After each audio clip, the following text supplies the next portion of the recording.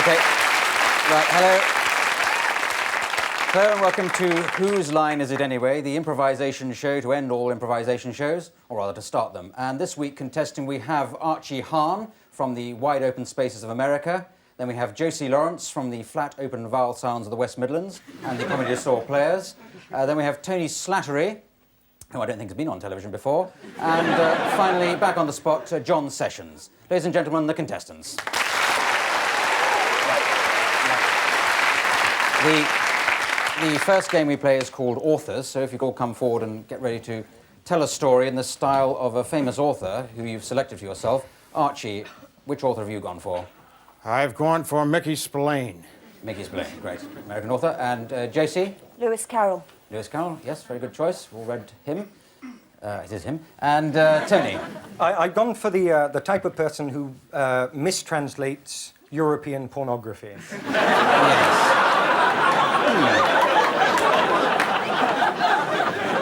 A type you're obviously very familiar with for some reason.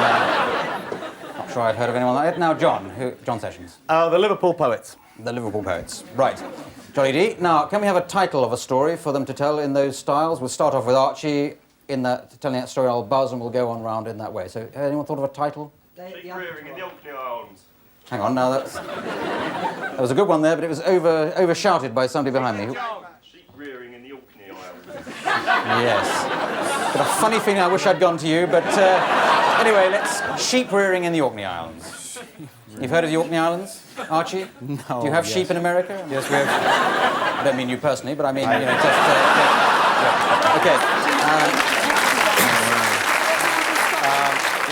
OK, beginning with you, Archie. Sheep rearing in the Orkney Isles. Go. It was a hot day, late in August. The sun had just come up. It was blazing. The smog was thick in levels. It was like an ice cream parfait morning.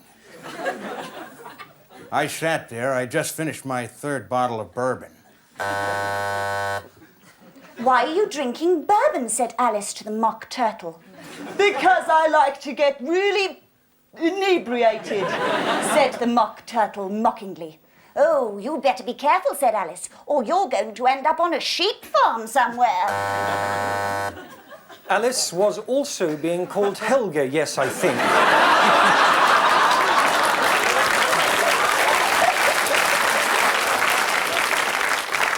With the Mock Turtle, it being quite hot. Let's naked be, oh yes. And yes, across the hills I went, and went with a girl that went quite deep. And deep I went inside that girl, deep inside that girl with the sheep. And there upon the Orkneys waiting, there in Shetland also waiting, girls in blue knickers lined up from the Old Man of Hoy. And there the liver birds taking off to fly from the sheep, back up again to the top of the Orkneys. There.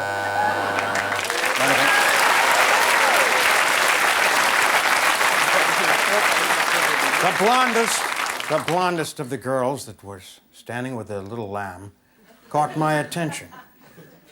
She had Suddenly, Alice noticed that a rather strange dodo was looking at her. Oh, the dodo, look, 3 more firemen have come.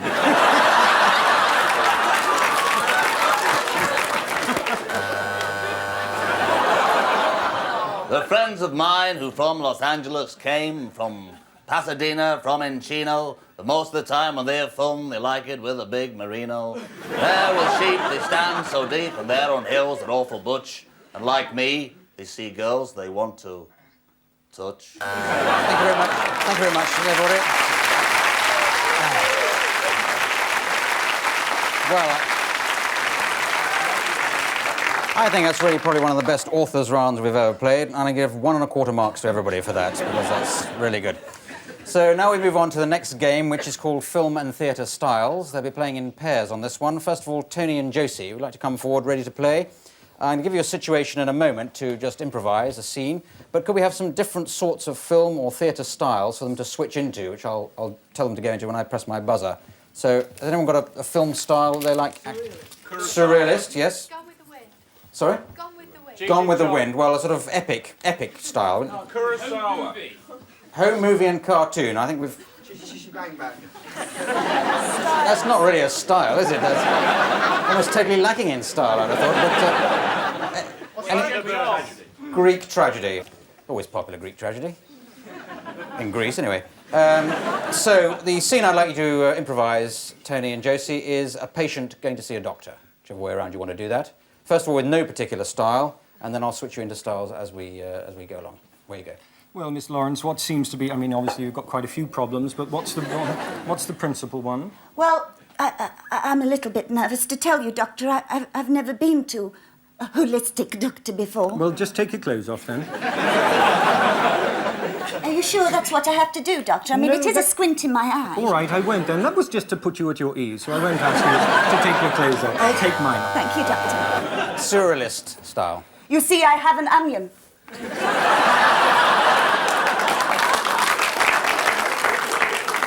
Not as much as doctors turn into Art Deco lamps. Oh, yes, Doctor. But what does Gaga say? Gaga says Gaga. Can't do much more of that. He does. Epic. An epic film like Gone with the Wind. Doctor, do you like my new dress I just made out of curtains? I like your squint more.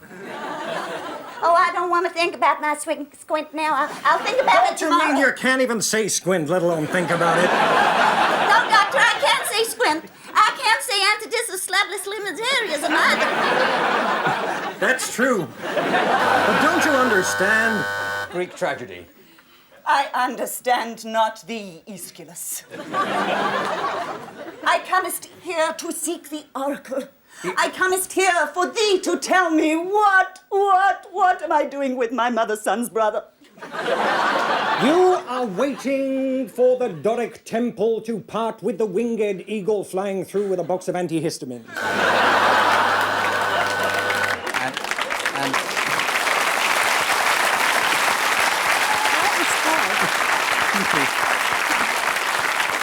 And finish on cartoon. antihistamines? What does that mean? I'll go and find out. I am an Uncle Histamine. Oh, this is a very big tablet, Doctor. Shall I take it? Oh. Here. Thank you very much. An excellent. Yeah. Yes. A definite 42 points on the new system of scoring on that particular round. Now, John and Archie, some more styles for them. Say, Wildlife. Disney Wildlife, yes. Australian soap opera. Silent. Ken Dodd. Well, but maybe Lovin' Ken Dodd, just for old time's sake. Noel Card. I think we've probably done Noel. We've got to do a few again, haven't we? American soap. Well, I think we've got enough there. So your situation, John and Archie, is complaining to a waiter. One of you is complaining to the other as a waiter. We're switching to some styles as and when we develop. Away you go. Hey! Stripe S. Here. There sort of seems to be a problem. Yeah, well, first of all, you're a peckerhead. That's problem number one. And problem number two is I ordered soup and you brought me a tractor. Disney Wildlife. Come on, little fella.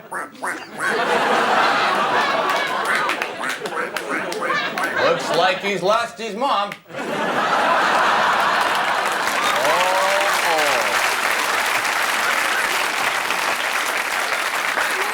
He's been going over the hill now for about 4 hours. There's his mama, and there's his dada going down the throat of a rock python. That's kind of sad, isn't it? That's my daddy. That's tough shit, you know? Whoa, little fella. Okay, well, we're there, John.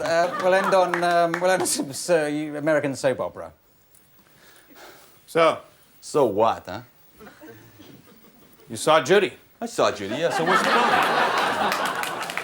I need me take this from you, you know? You know that. I took your car. You know why I took your car? What's Because you won't buy me one, right? I ate your car because you won't feed me, huh? Horseradish on a Chevy Nova is ridiculous. Okay, let's end there. Thank you very much. Thank you.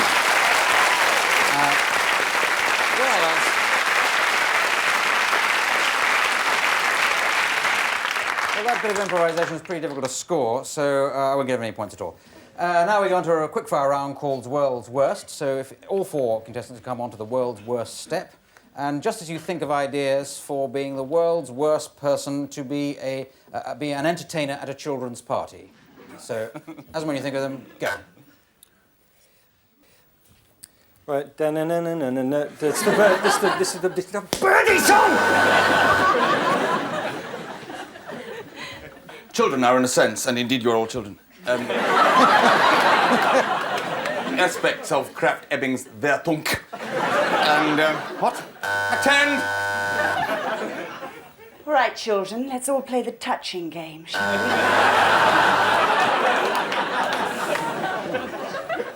Hi. Well, what kind of story you want to hear?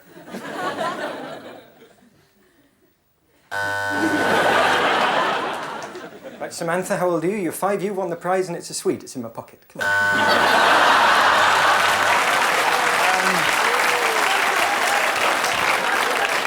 Well, you kids here, you know, the girls and the boys, you're 9, 10 years of age, and, you know, life could be great. But let's face it, it could be a bitch, right? And, you know, you can be smiling now. 20 years now, you could be tearing your heart out, you know?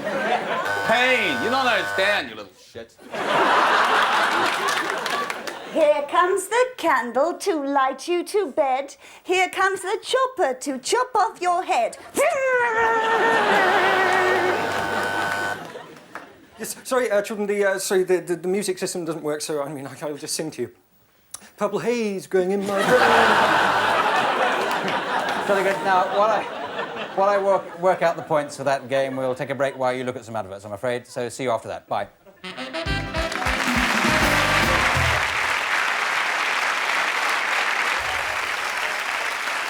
Righty-ho.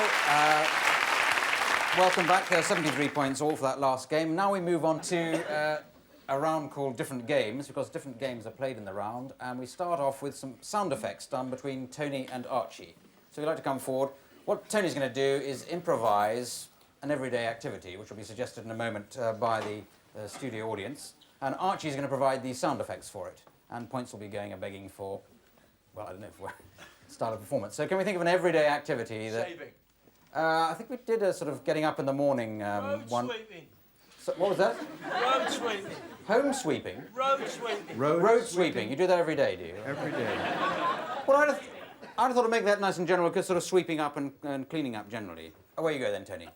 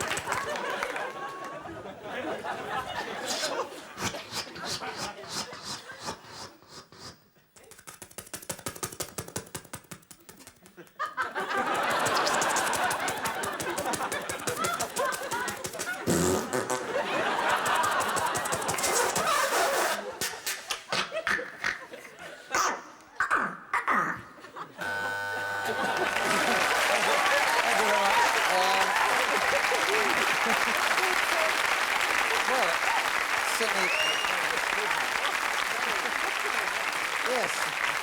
Well, yes. I thought I was being crapped on by a helicopter.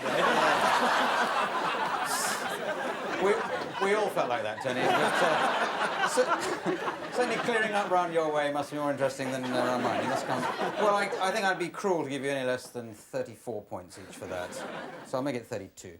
So there we are. Now, a different game now, as Josie steps forward, please, to sing a song. And she's going to sing a song with the help of Richard Vranch of the Comedy Store Players on the piano or guitar. She's going to sing a song about an object you're going to suggest to her now. Somebody's going to yell out, and in a style that somebody can suggest. So first of all, an object.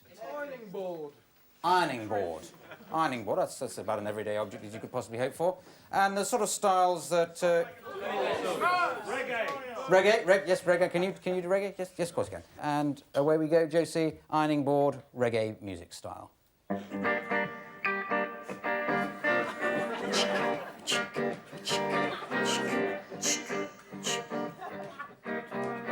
Don't do it, baby, don't do that. Don't put me on the ironing board and leave me flat. Don't do it, baby. Oh, I bought an ironing board just the other day. I was quite overawed with the price I had to pay for the ironing board. Oh, for the ironing board. I tried to unfold it, but it wouldn't move. I was checking it out, I was getting in the groove. I tried the iron boards this and then the other way, but the ironing board, it would not judge, and this is all I say, that it was jamming. Yes, that's very good. Yes. Very good. Very good, Jesse. Now, another one for John, another style for John.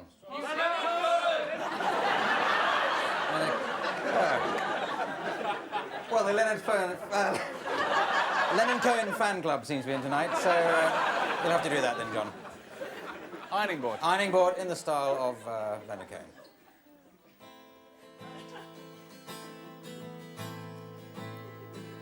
I woke up one morning with an ironing board on my hand. My wife didn't understand or realize that she'd meant to iron my shirts and my white fronts instead. I'm tedious. I'm boring. My voice drives you up the wall. But let's face it, I'm from Montreal. Okay, thank you, John. Thank you. Right, well. Okay, so, musical rounds are being scored double tonight, so 150 to John Sessions and 152 to Josie Lawrence. Now we move on to a game called Party Quirks, which features Tony Slattery pretending to be the host of a party. The others will be arriving as guests at the party. Hang on a minute, Tony. And if they look in their envelopes in front of them, they'll see a quirk that's been allocated to them, some particular trait or mannerism that Tony doesn't know about, but he's got to guess from the way they improvise this what they are. So, Tony, if you'd like to come down here, the others will come in through an imaginary door when I press the imaginary doorbell, which will sound like a real doorbell, I hope. Right. So away you go, start improvising, start guessing what these things are. Oh, right, I'm slightly nervous. My first party. Now, have I forgotten it? Food and drink. Oh, no. Never mind, doesn't matter. Oh, that'll be the first guest. Hello, Josie. Tony, hi, how you doing? Right. Great party you got here. Got any chicks coming? I'll have a pint, shall I? So, epilepsy just as bad, then? Always a one for a joke, eh? Toilet's over there if you want it. Oh, yes, I'll just go and shake the python.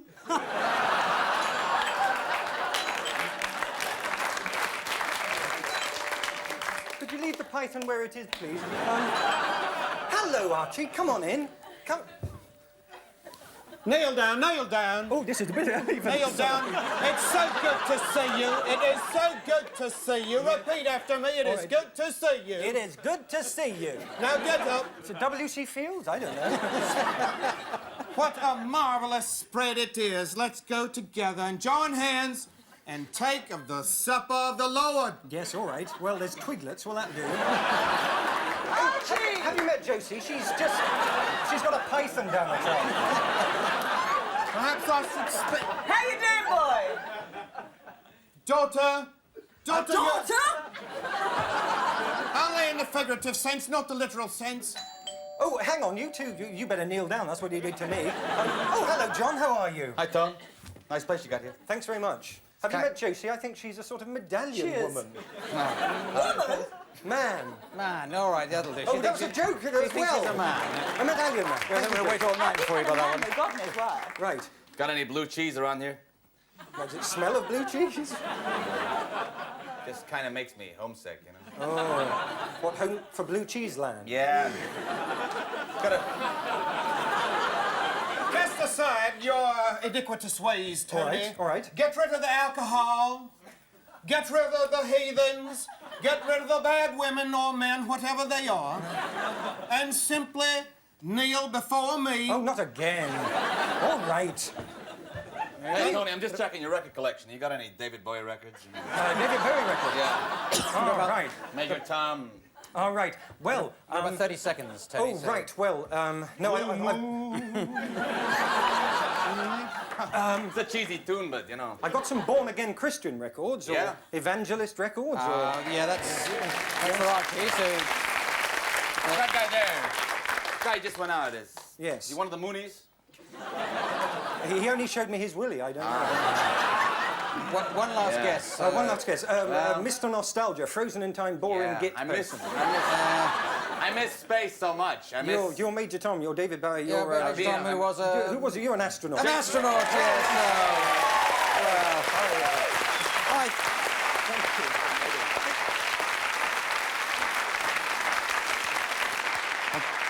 just totaling up the scores, I see that Tony Slattery is this week's winner. Well done, Tony. And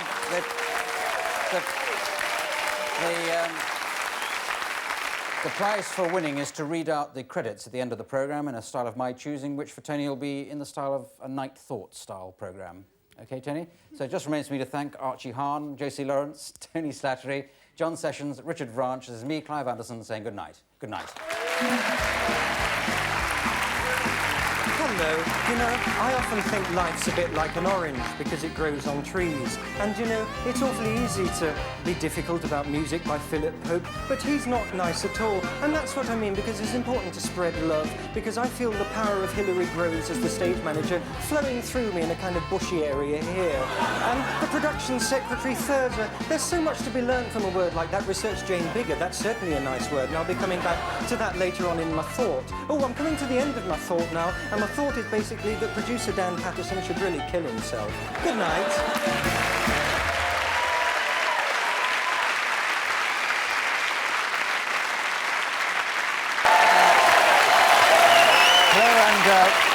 Welcome to Whose Line Is It Anyway, featuring this week from the world of American improvisation, Ron West of the Chicago Second City Theatre Company, then Griff Rhys-Jones from the world of BBC comedy, the Times newspapers and countless lager adverts, then from the world of English stand-up comedy improvisation, Paul Merton of the Comedy Store Players, and finally from a world of his own, John Sessions. Ladies and gentlemen, the contestants. Right. Now, the first game we play is called Authors, so if you could all come forward ready to tell a story in the style of the author that each of them has selected. Ron, which author have you come along with? William Goldman, the Hollywood screenwriter. The screenwriter, jolly good. So we look forward to that. Griff? Edward Lear. Edward Lear, yes, a popular choice for you. Paul Merton? Nostradamus. Nostradamus, seems like a clairvoyant, yes. And John Sessions? Philip Larkin. Philip Larkin, a bit of poetry, jolly good. So now we'd like a title, please, of the story for them to take turns in telling. You know what a suggestion for a title? Englishman watching two Australian batsmen. An Englishman watching two Australian batsmen. Captain Pugwash.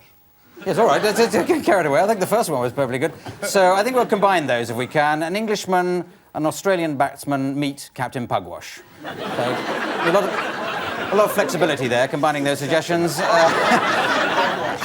Captain... Okay. So you've got cricket, a children's program you've never seen. It should be quite easy for you, I'd have thought. Yeah, and I don't have any script either. Yeah. All right. Okay, where you go, Ron? Fade up on the village green. Cut to 2 cricketers with cricket bats. Cut to 2 scared Australians. Cut back to the 2 cricketers with cricket bats chasing the Australians. Cut to the Australians digging a hole to get into the hole to get away from the 2 cricketers with bats.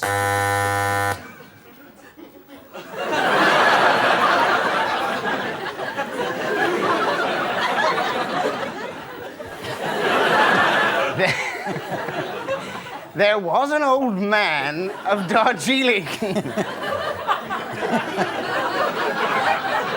whose beard reached up to the ceiling. He said to the Aussie,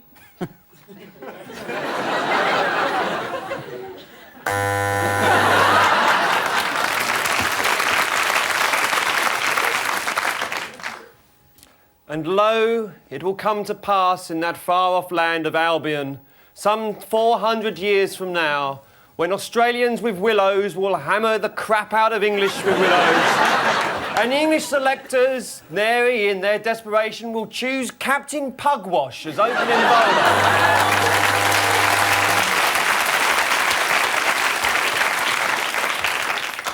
Willie 1 and Willie 2 one day went out with Wally Grout. Sometimes they thought they wanted him in, on other occasions, out. The black pig, it would sail the sea, sometimes to old Hunstanton be. And I would have some afternoon tea and then be sad. But then, that's me. Thank you very much. That's it. Yeah. Yes. Yes, one of the more challenging authors rounds there, and I think 92 not out to everybody. So we now move on to a round called Film and Theatre Styles. They divide into pairs for that, starting off first of all with John and Griff. So if you'd like to come forward, I'm going to give you a little scene to improvise in just a moment, but the audience, I hope, is going to suggest some different theatre and film styles that we can cut into as we go along. So any favourite fit? Silent movie. Silent movie, yes. Spaghetti Western, that's good. Play school. Play school, yes. Noel Coward. Noel Coward, I think we've got enough there. Noel Coward. Yeah, we've got loads there. Right, so your situation, John and Griff, is you're the 2 last people on Earth. the 2 last people on Earth. A frightening thought for us. but there it is. Hello, I'm John Denver. I'm going to drive you mad. Hi. Where did you come from, then? Rocky Mountain High on the follow. Yes, I suppose the germs didn't get up there, then, did they? Oh, no, I'm too bland to die. Noel Coward. Noel Coward. Dear boy, how very lovely to see you. Yes, it's absolutely ridiculous, Uncle Dickie. I'm going out of the country with Hillary, but she can't get the car started. What do you do? Oh, dear, what's wrong with the car? Well, I think it's something to do with the end of the world. Something ridiculous and winsome like that. Oh, dear.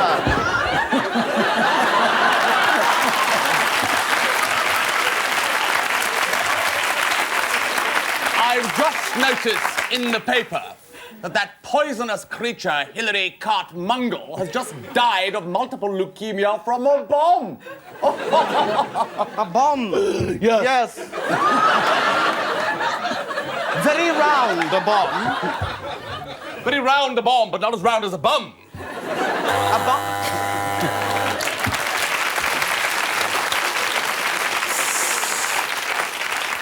Spaghetti Western. Spaghetti Western. Okay, my friend. I think we 2 the last people on Earth, huh? I tell you, you think you come here, you take my gold. But I tell you, you don't take my gold. Because it's the first I tell you, and then I be the only person on the world. Understand? I tell you something else. We might be the 2 last guys on Earth, but at least some bugger won't be able to dub us badly in a couple of years' time. I love you, my friend. I love you. Okay, a quick burst of silent movie. Silent movie. A challenging one.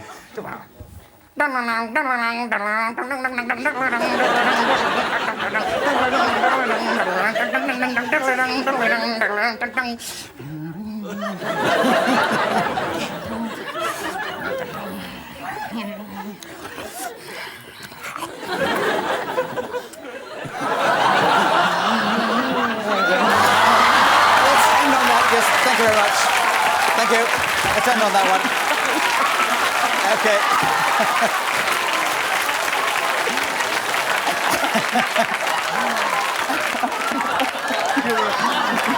You're regretting that now, aren't you? Thank you. We're going to end on that. I think it's the singular most unpleasant thing I've seen. The most repellent thing I've ever done in my life. Yes. Yes. Well, there it is. Eat your heart out, Mel Smith. Now, let's go on to the other pairing of Ron and Paul. I'll give you a situation to do in just a moment. Some more styles, though, please. Tom and Jerry. Tom and Jerry, yes, that's a good one. Horror? What was it? David Cronenberg's a lager, isn't it? But what was that? Czechoslovakian animation. Czechoslovakian animation, yes. Andy Warhol, was that? Rocky 20. Rocky 20, right, that's... OK, so I'll have to give you a situation, and you're in a joke shop. One of you's in a joke shop, one of you's serving in that joke shop. Well, this is a very popular item that we have here. This is the bloody soap. The bloody soap, how does that work? Well, Because if you have a party, you put it in the bathroom, and then people wash their hands, and they think their hands are bloody, and they get afraid and scream, and it's hilarious. Wouldn't it be the same? Wouldn't it be the same thing if you just hid a razor blade in the soap? Yeah, it would. Andy Warhol. I shall wash you. I feel washed. This Campbell soup tin, does it do anything special, or...? Yes, it does. What does it do?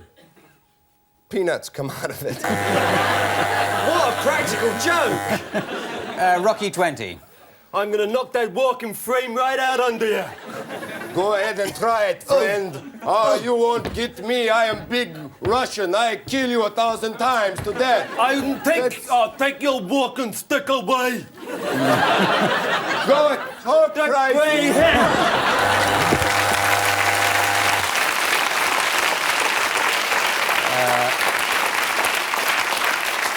Tom and Jerry. Jerry? There's no dialogue in Tom and Jerry, is there? In this one there will be. All right. Jerry, What's that, Tom? It's nice for us to have a chat like this, because usually we're enemies, aren't we? Yes. I can't stand the bulldog either, you know. Why does he talk like Jimmy Durante? That's what I want to know. OK, let's do...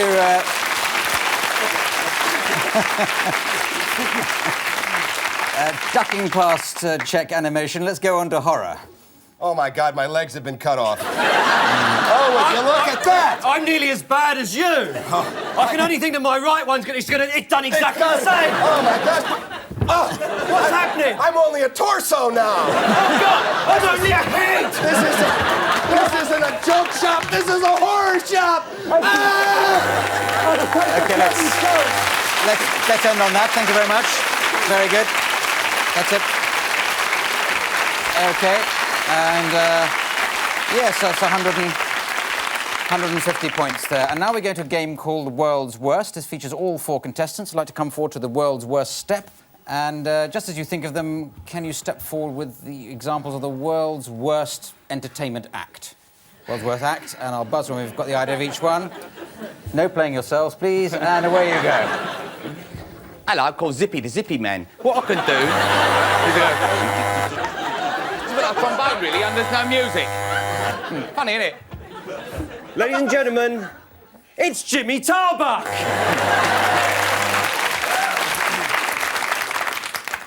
I sing, I dance, and I eat socks. Hello, I'm a born television man, really. I really know how to play the camera. You know what I mean? I really know what I'm doing. And now I need a volunteer from the audience who would like to have their head nailed to a coffee table. Anyone? I am a food hypnotist, ladies and gentlemen. I stare powerfully at the food, and it goes into a deep sleep. And then I can make it do things that it wouldn't usually do. I can't think of anything at the moment, but I'm sure when I feel it, I can make it do things. I also hypnotize cutlery.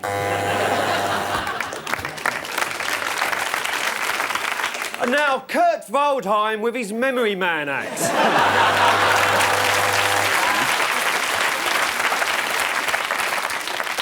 Hello, my name is Sven Gelder, and I am the Ben Elton of Denmark.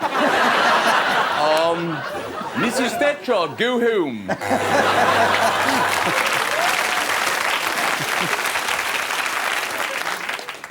Nancy and I have put together... And now, put your hands together for the Douglas Bader Dancers.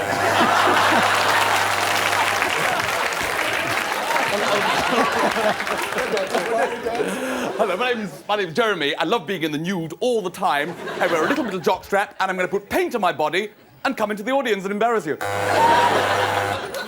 Laugh or I'll kill myself. I am the singing surgeon. A song, a smile, and a hysterectomy. Righty-ho, well, very good. And while I work out the points of that last game, we take a break here while people try to send you things. OK, bye. Very good. And welcome back from Commerce with the news that there are 95 points to everybody in that last game. It's level pegging at the moment. So now we go into a round called Props. And first of all, can I give to you, John and Paul, this item? And you've got to come up with many different ways of using that. While Ron and Griff, you have that item. And just as you think of them, we buzz between the two pairs and see how many we can do. Another quick fire round this is. Starting with you, John and Paul. Do you like surprises? Oh, I do. I love surprises.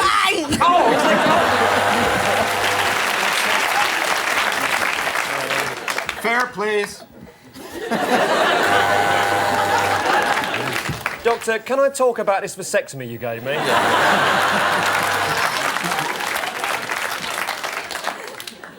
And you push this in like 15 times a day and you get really big tits up here. You see my pet ladybird? It's been drinking Titley's bitter all day. OK, Scruffy. Scruffy, jump through the hoop, Scruffy. That's it. Yay,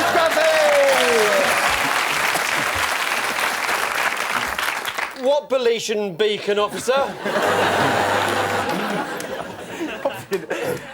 And you shall have a baby.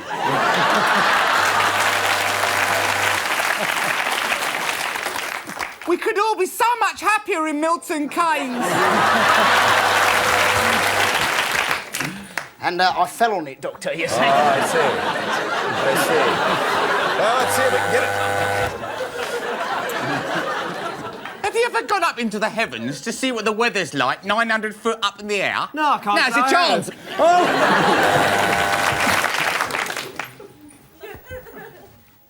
Can you hear me? Can you hear me? Perfectly well. You don't have to... All right, I've enough of that. The baby.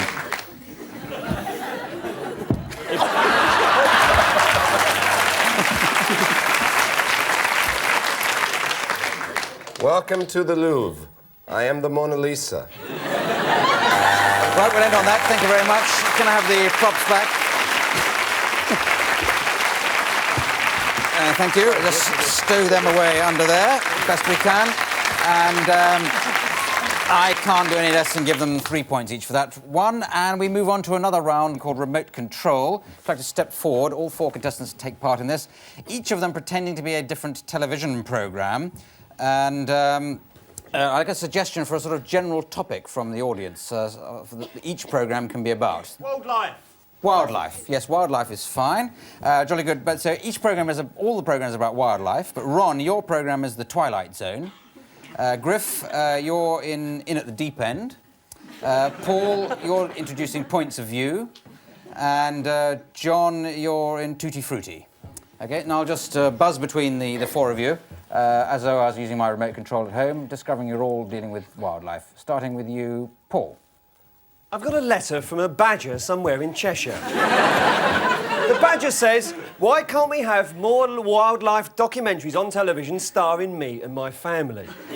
Well, I've spoken to the higher-ups at the BBC, and they say that we are planning a series on badgers starring Bobby the Badger, who unfortunately doesn't live in your set. John. There's a wombat just crawled out of that Dundee cake, Miss Toner. I don't know what you're talking about. There's no Dundee coat over there at all. That's stoating everything. It certainly isn't stoating. Now, just put it down over there. I'm telling you, sorry, Danny. That's gone Irish. Sorry. Ron. Imagine a man who lives in New York City who thinks he's a lion. Everyone treats him as if he's in Nairobi. He's not in New York. He's not in Nairobi. He's just crossed the border into the Twilight Zone.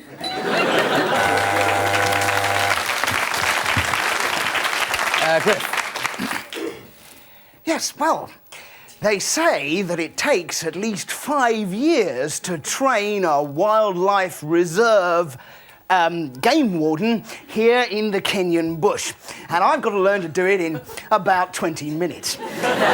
Just looking around me now, it seems awfully quiet. John. What do you mean Danny's still up Brodick eating an anaconda? I don't understand it at all. It's ridiculous. He's been eating an anaconda all day. And can't he play the drums if you're playing an anaconda? Oh, please, your move. Griff. And apparently the spider that bit me was, in fact, totally poisonous. Paul. And I've got a letter here from an ostrich somewhere that says Paul Daniels is crap. Ron. I know, honey. I know. You tell me I've got a mane. I know I've got a tail, but I'm a businessman from New York. You can't tell me I'm not. Griff. And the side of my body, this side had gone completely numb. John. Hello, welcome here to Radio Craig and Dorn. And here we have both Susie Kettles and Danny McGlone, who brought their own pet anteaters with them. Oh, there's no chance of it, Miss Toner, being up there at all. I'm telling you, Mr. Clockerty, that's what they're doing. They ain't doing nothing or anything at all. They've got a stone biscuit and everybody's been eating chipmunks and bush babies and all that for months. Oh, you're talking rubbish, Hen. You're talking out of the back of your head. Okay, thank you very much. Again, yeah. Now, that was I think that was a stunner, that. Yes, 1.5 points to everybody on that one. A bonus of half a mark to Paul Burton. Keep him happy. Now, we have another game called, what's it called? Party Quirks. Yes, this features Ron West as the host of a party. He's going to be improvising that. The others will be arriving at the party as guests and looking in the envelopes in front of them. Each of them is allocated a strange quirk that they have to act out for Ron to guess. Points going for Ron on this one if he can guess those quirks. So the others, if you'd like to come round there and Ron down to the party, you're coming in from a door on the other side, starting with, I think, Paul. And I'll be ringing a doorbell to tell you when you're coming in. Is the party in full flow now, Ron? It is indeed. You've improvised it by walking up and down. Ready. That's we conveyed party mood to us. Sorry.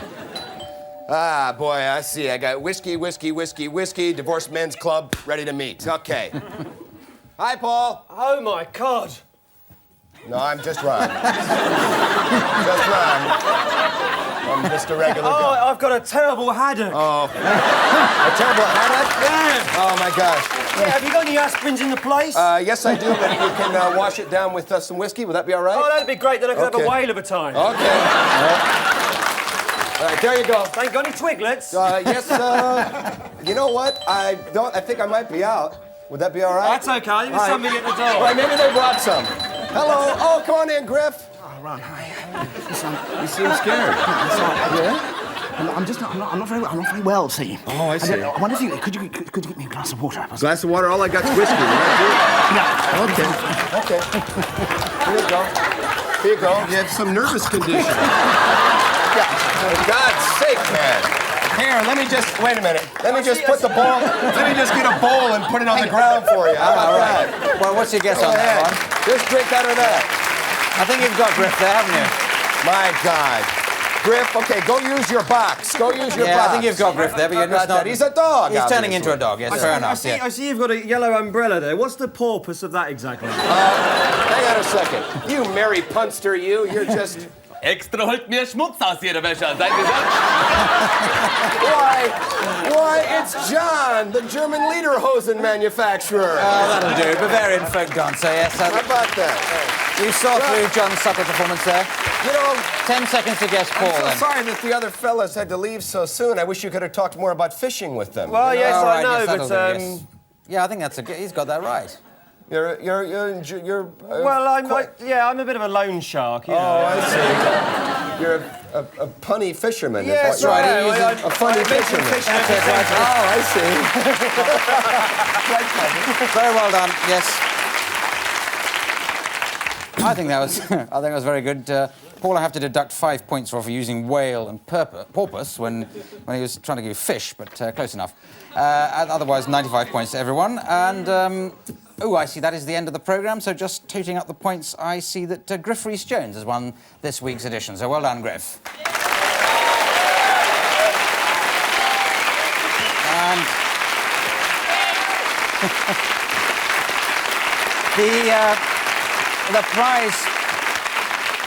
the prize for winning is to read the credits out in a style of my choosing. I'd like Griff to do it in the style of Frankie Howard. So just remains for me to thank Ron West, Griff Rhys-Jones, Paul Merton, John Sessions. It's me, Clive Anderson, saying good night. Good night.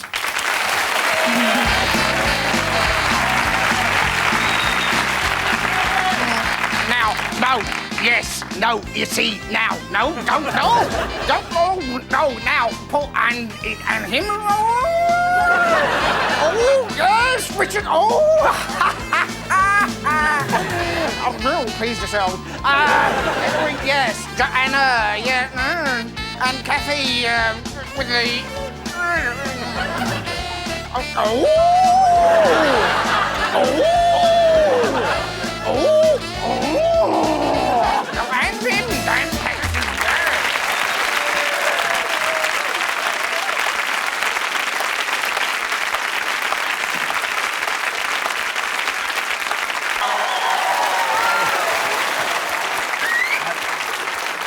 Hello and welcome to Whose Line Is It Anyway? Featuring this week Greg Proops, who's very big in San Francisco stand-up comedy. Then we have Josie Lawrence, who's very big in the Comedy Store Players. And we have Paul Ryder, who's very big in the Hull Truck Theatre Company. And finally we have Mike McShane, who's very big. So, ladies and gentlemen, the contestants.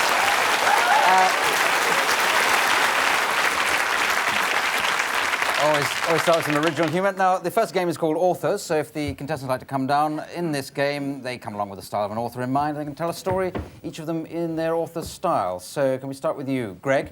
Which author have you gone for? The Cherokee Oral Tradition. Cherokee Oral Tradition, yes. We'll follow that. Well, Josie? D.H. Lawrence.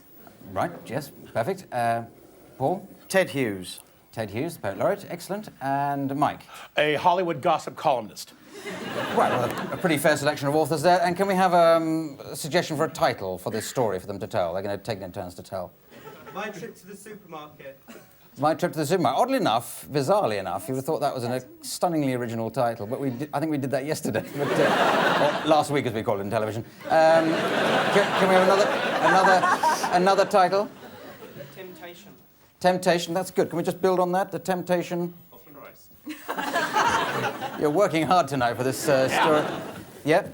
Let's call it The Temptation of Going to the Supermarket and Meeting an Old Lady, which combines three suggestions, some of which the audience would have heard. So The Temptation of Going to the Supermarket and Meeting an Old Lady, starting with you, Greg. In my land, in dry plains, many buffalo run up and down. Not like supermarket. You have to run like hell to catch them, and there's no baskets. No baskets to put them in. Many fat old ladies crowd the aisle between the buffalo. Cannot get to frozen food section, for there is none in all the land. So he decided to find a supermarket. He ran ran to the supermarket, ran up and down the aisles until he found the baked beans. He smeared the baked beans all over his body, the tomato sauce mingling with the sweat. Then he saw An old lady. Come with me to the deep freezer, he said. There it was. Pig. Dead pig. 3 foot long, perfect in all parts. Lying alongside a weasel-stoked crow. And this reporter was happy to find out that that dead pig was none other than Arnold Ziffel from the film Green Acres, yes. And the lady, believe it or not, was Katharine Hepburn. Well, they all went to Sardi's afterwards, and what went on afterwards, I can't say on the TV. Yes, Dead Pig from Green Acres. Big popular show on white box that shows flickering image with Clive Anderson on sometimes. I bought you a pig, he said to Miriam. Miriam stroked the flesh of the pig. The pig hairs stood up erect. Erect hair caught in the Queen Mum's throat.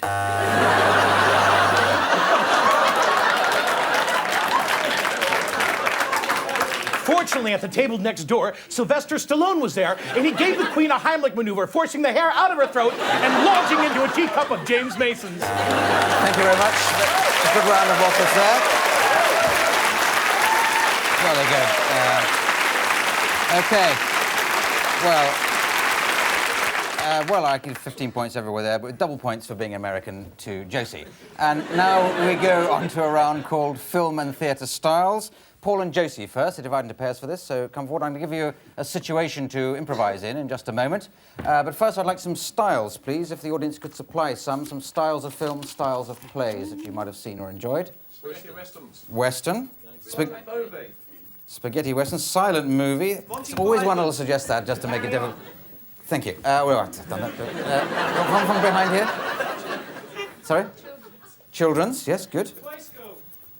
Children's, is that different from Play School? Or was that just a weird echo? What was it? Another one there? Gangster. Gangster. I think that's pretty good. I think that's a fair selection, wouldn't you say? So, a situation for you to improvise in is just a couple on their wedding anniversary, or wedding anniversary generally, doing what you want on that. First of all, no style, and I'll cut in with some of those ones that have been suggested. I've got your favourite for dinner tonight. Yeah? Pizza with banana on top. Thanks, honey. It's all right. I've got something special for you as well. You remembered? Yeah. Here it is. Spaghetti Western. It's a tin of spaghetti.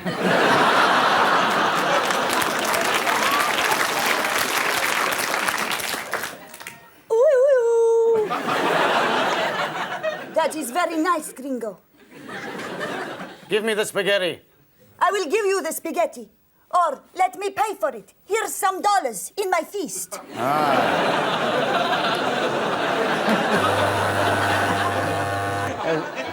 Silent movie.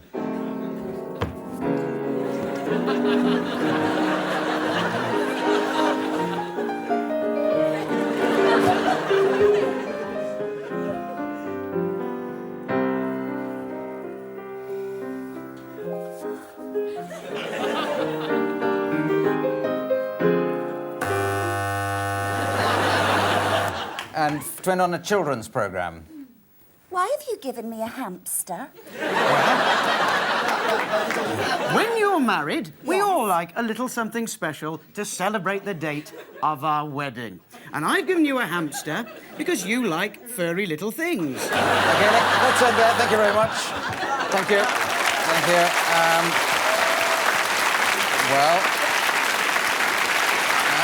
This is clearly going to be a difficult round to mark, so I'll give 1.7324 as just like an average score for now. So the next pairing, please, Greg and Mike. I'll give you a situation in a moment. A few more styles for these. Bearing in mind, we've got Americans here, so let's make it horror film, yeah? Soap opera. That was a stereo soap opera, that is. Have we got anything from the theatre we can do? Woody Allen. Yes, he's at the RSC now, isn't he, Woody Allen? I'll put down Woody Allen anyway, but any more theatrical... Sorry? Mime. Right, OK. It's pathetic, really. Now, OK, so you want a situation, don't you? And your situation is two surgeons. Your two surgeons operating way. I'll give you some styles as we go along. How'd the colostomy go last week? Oh, pretty good. I think I took out his pancreas by accident. He didn't seem to complain, Well, he's though. an old guy. He won't miss it. He'll be dead in a year. Yeah. Now, see, this is the Hannigan technique. You've seen this? Have you seen the journal? Now, you do it's an undersew like this, and you pull it really taut. And if he farts, it blows wide open. He comes back to the office, you get another $50,000 for the sew-off. Soap opera. I have something to tell you, Raj. What is it? I love you. Tighten that for me, will you? I'd like to tighten it for you, Raj. Watching you day after day, the skillful way you wield the scalpel and the sutures. Oh, Raj, why can't it be yes instead of no, no, no? I'm a surgeon. My hands are dipped deep in blood. If I could just wash them clean and give you the love that dare not squeak its name, Let me-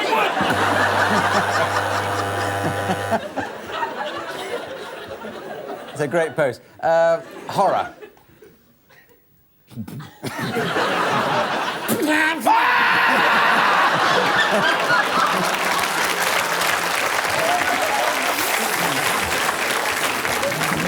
Quick, in the gyro tube!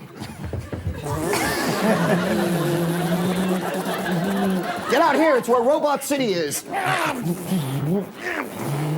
Look out! It's a many-headed insurance salesman! Thank you very much. Very good. Thank you.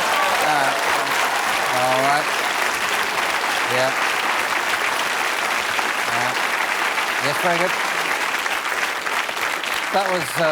That was as nice as pie, so I'll give you 3.14 for that each. Now we go to a round called Song Styles. This features Mike and Josie. First of all, Mike, I have to step forward, and he's going to make up a song on the spot about any household object that can be named now. So can somebody suggest a household object, an everyday house? Sorry, a food processor. Cheese grater. Well, hang on, don't argue amongst yourselves. I think a food processor is fine, but can we have a style? Rock and roll. Rock and roll? Well, that's all right. So rock and roll. About a food processor, and away you go now, Mike. Hey, yo. Hey, yo.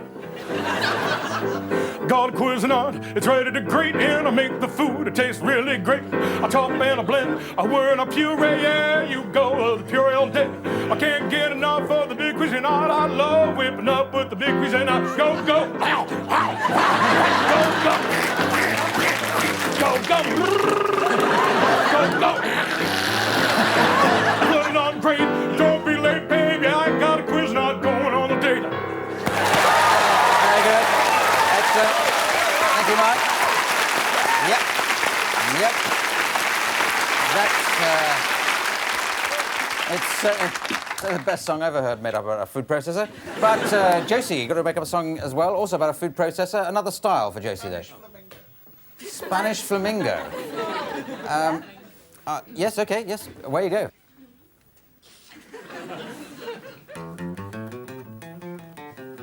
This is a little song we sing in my village.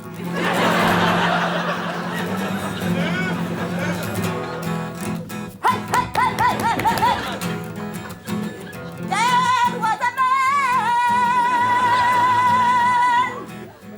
He was my favorite confessor. He came to me with a gift. He gave me a food processor.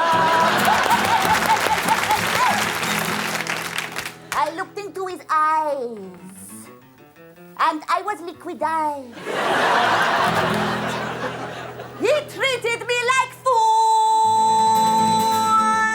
He chewed me up and spat me out.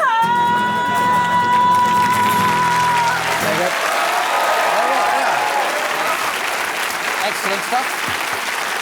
Fantastic. Absolutely fantastic. 1 mark each. Now we move on. Now we move on to a game called World's Worst. This features all the contestants. I'd like to step forward, please, on the World's Worst step there. And they step forward to give, please, the world's worst thing to say at a wedding.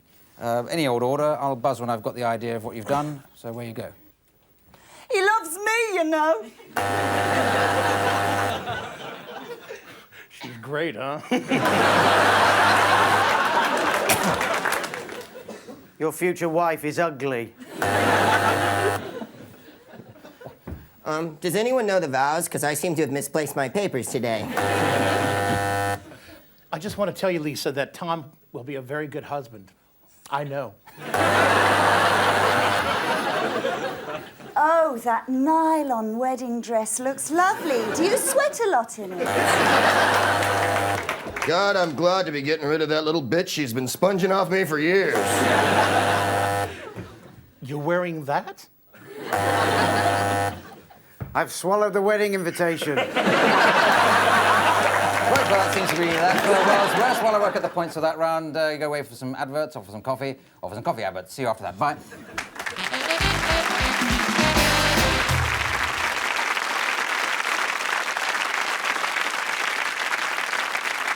Right.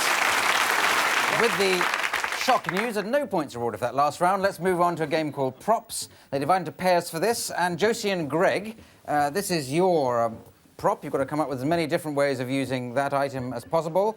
While between times, Mike and Paul, you have this item to come up with a lot of different ways of using. We buzz between the pairs in a traditional way, so away you go, starting with you, Josie and Greg. Hello, sir. I be a strange old lady out of a Chaucer book. Play tennis on your own. Just stand over the middle of the net. Just put the ball in the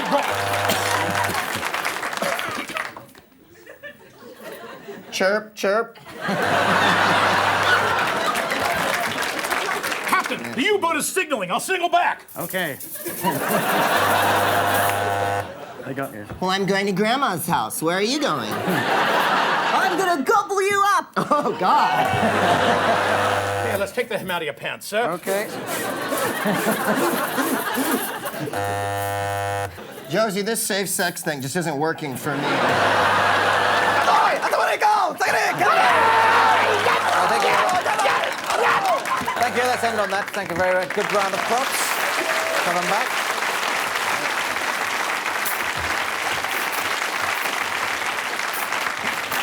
Yes.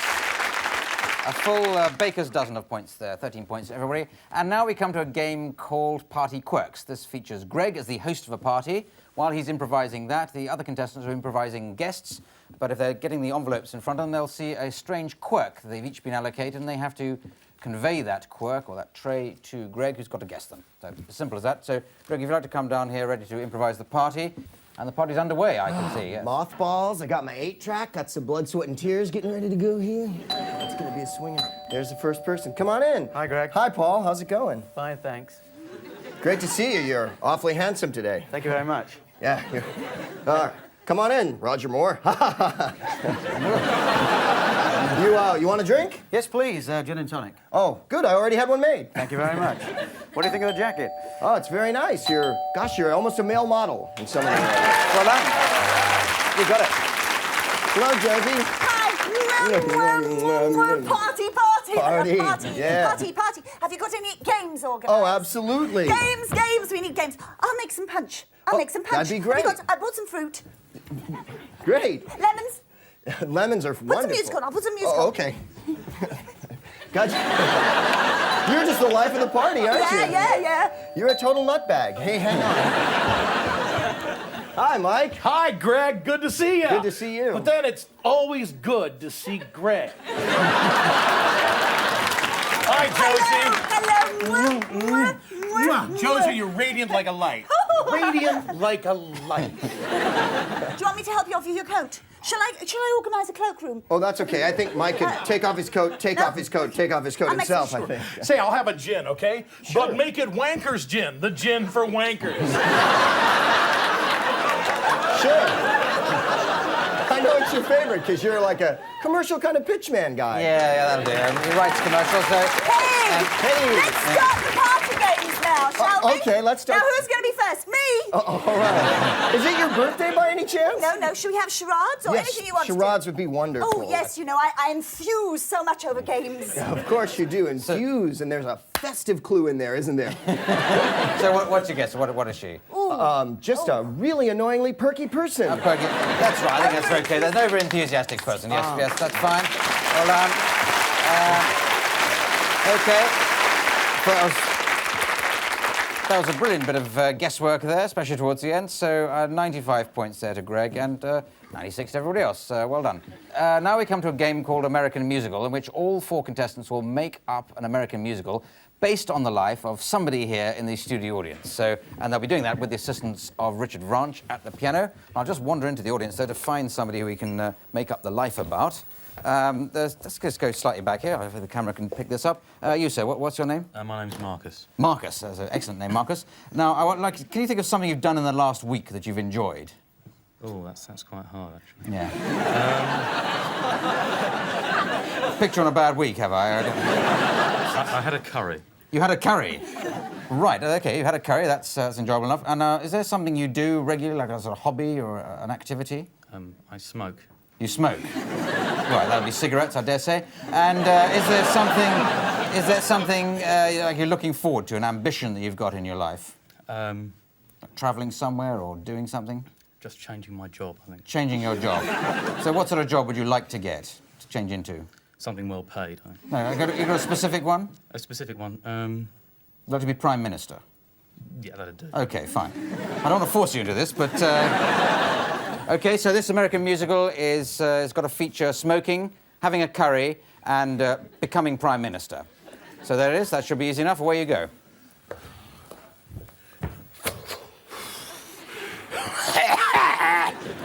This is a dead-end job, testing silk cuts all day long. Another one? Yeah. I coughed so hard last night, a small animal came out of my chest. I can't get enough of cigarettes. I need the job, but then just yet I want to quit this nasty habit. My life's terms to be up in smoke.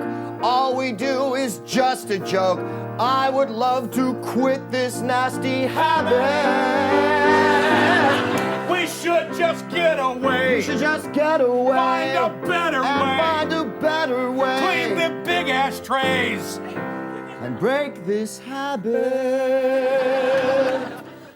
Hi, guys. How you doing, Paul? All right. Hey, Have one? listen. Yeah, no.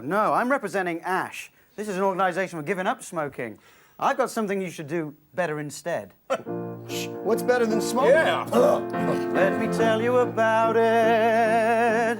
Have you ever ate a vindaloo through a didgeridoo? Oh, no. Have you ever had a big madras dripping out of your ass? Oh, no. Eat a curry when you're in a hurry. They taste real good. Eat 'em with a bud. I think that is the best meal for you. Vindaloo! Vindaloo! Vindaloo! Sucking it down through a didgeridoo. Vindaloo! Vindaloo! Hello and welcome to May Your Dreams Come True Curry House. Wow, we've been magically transported here somehow. Here, sit down. Why? You know, anything that you want can happen in the curry house. Really? Can we get some papadom to kick things off? Yes? Ooh. And the onion bhajis? What? The onion, what are those little puffy things? They're little onion bhajis. Hey, listen, have you got any Quirks on the menu? Quirks? Yes. Little sort of dry, crispy things. I have them. We have lots of Quirks, but the Thatchers are off. Oh, I'd love to be a Thatcher. I'd love to be a Quirk. I don't want to say anything sinister, but when I looked at you, I thought you could become Prime Minister quite easily. All you gotta do is dream. And when I looked at you, I thought you could come a cabinet minister. All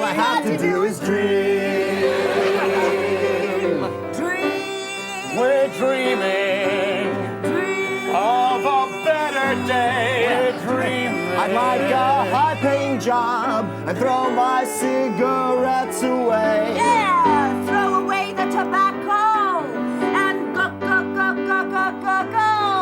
'Cause all you've got to do Is dream.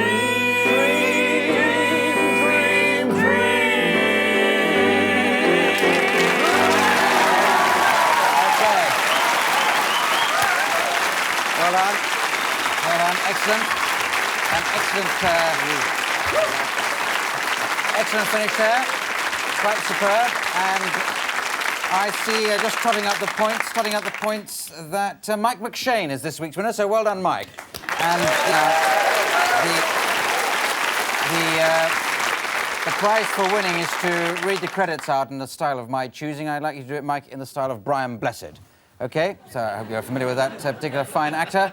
So it just remains to me to thank Greg Proops, Josie Lawrence, Paul Ryder, Mike McShane, Richard Ranch at the piano. This is me, Clive Anderson, saying good night. Good night.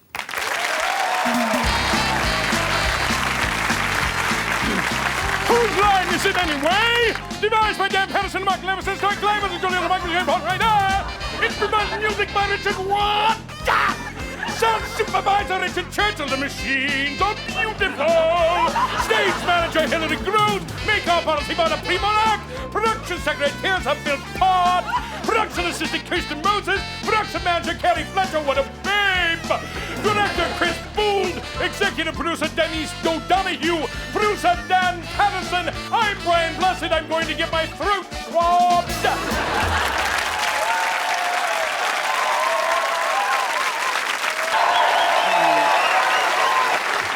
Hello and welcome to Whose Line Is It Anyway? This week featuring a special Licorice All Sorts edition, starring first of all Ryan Stiles from Los Angeles Second City Theatre Company, who is very, very tall.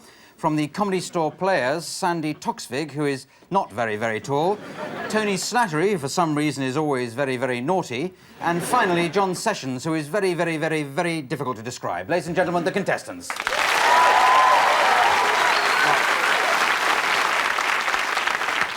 The first game we're going to play is called Authors. If you'd like to all come forward ready to do this, the idea is this: they tell a story, each adopting a different author's style for their leg of the story. Ryan, which author have you gone for? I'm going for a kind of an author of a Cosmopolitan magazine type thing. Cosmopolitan magazine, yes. I suppose it must have an author. Sandy. I'm going to do Ed McBain, the American detective writer. Detective writer, yes. Ed McBain, jolly good. Tony. I'm going to go for a Sunday Colour Supplement gadget catalogue. I know something, yes. Yes, I never miss reading them. Never do read them, but I never miss it. John. Virginia Woolf. Virginia Woolf, all right. Raising the tone immediately. So can we have a title, please, for a story to be told by those four authors? A shopping trip. A shopping trip. OK, with a bit more plot in it, could we, could somebody else add in a bit of plot? A shopping trip to buy something interesting? Moby Dick. Moby Dick, all right. A shopping... Moby Dick, yes. My grandfather caught Moby Dick, but... I can cure that now. Now, so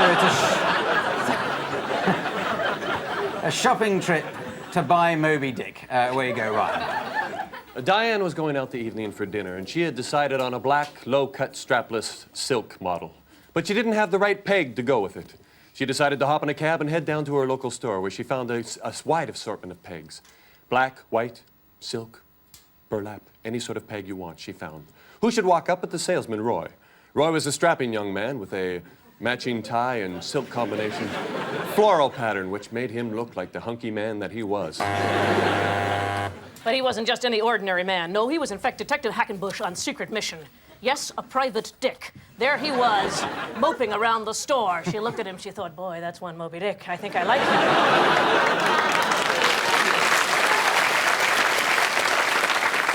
Never mind about this party. Let me sidle up to him. So, whatever your reasons for sidling up, be they business or pleasure, you can be sure of having a fab time with something which is practical and comfortable as well. Because the Moby Dick harpoon cum tease made with optional snooze button comes in 3 colours: buff, slate and midnight blue, and... She had felt, Mrs. Dalloway, a strange rebuke, both from the mustard cruet and from the dried flowers she had left on the windowsill? Was it perhaps some odd, attenuated memory of Richard coming back as he might have done from the war? Maybe Fred? Maybe Dick?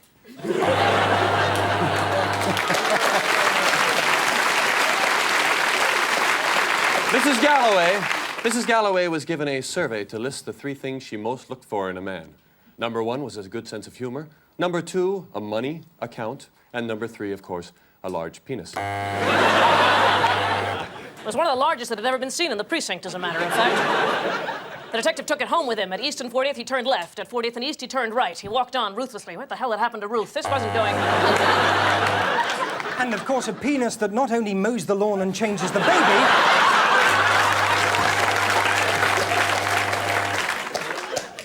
She had felt...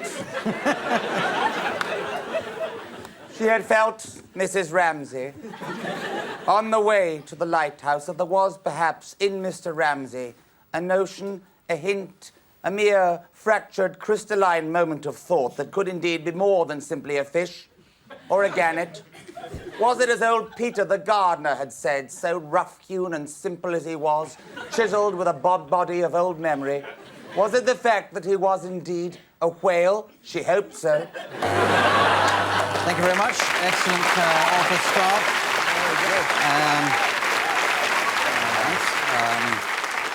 Well, that'll be marked on grounds of taste, and 1.5 points to everybody on that one.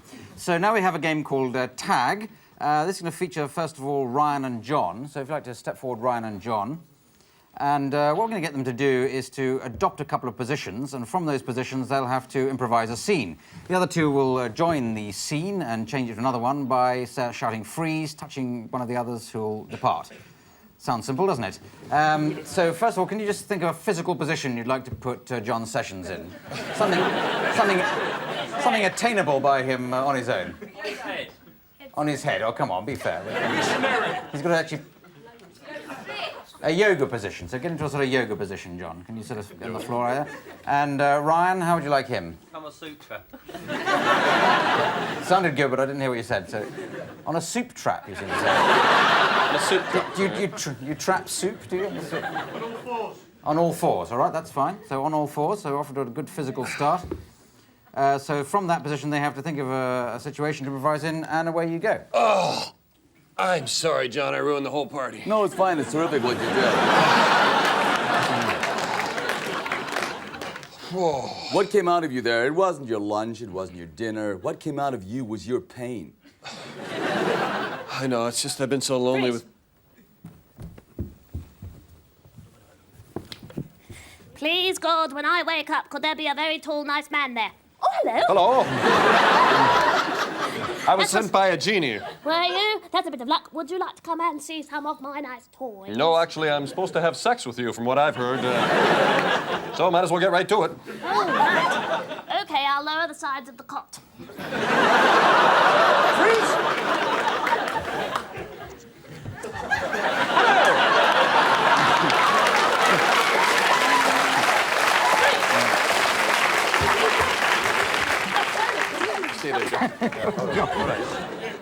I was saving you from yourself, my son. Now, what is all this backing into confession? Now, look, why can't you come in forwards like everybody else? Freeze. Mother.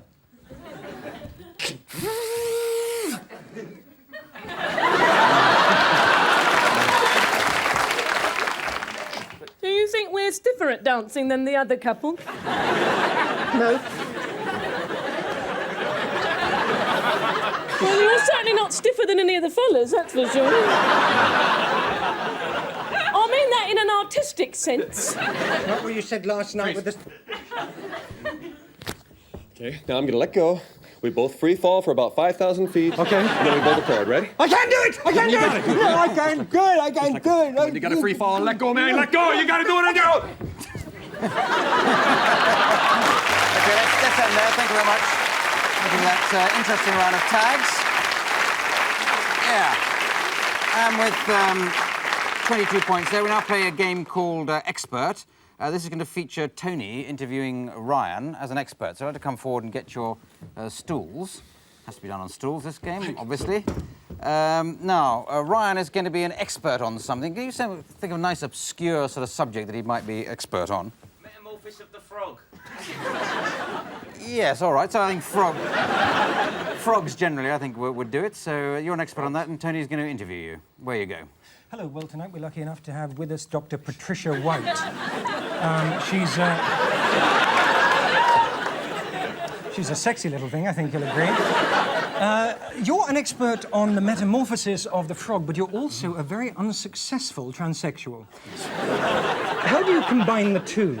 Well, as you know, the metamorphosis of a frog, as you know, the tadpole stage, but the little-known Vegas showgirl stage, which comes just before the tadpole stage that not many people know Indeed, and there is, in connection with that, a dance called the Mexican tadpole dance. Would you like to do it? Yes, I would, and please join me. As you know, it takes two. All right.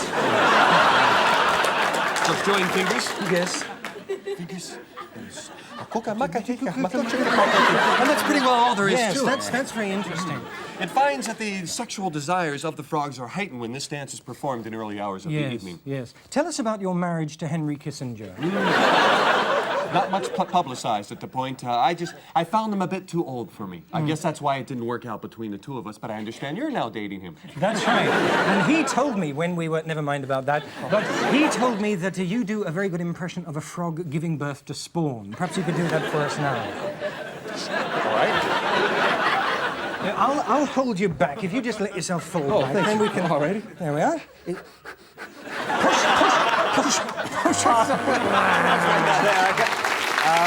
Yes.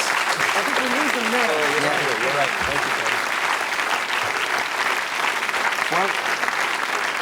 Well, it's a long time since I've seen an impersonation of frog spawning on television, but so that's worth at least a point, I'd have thought.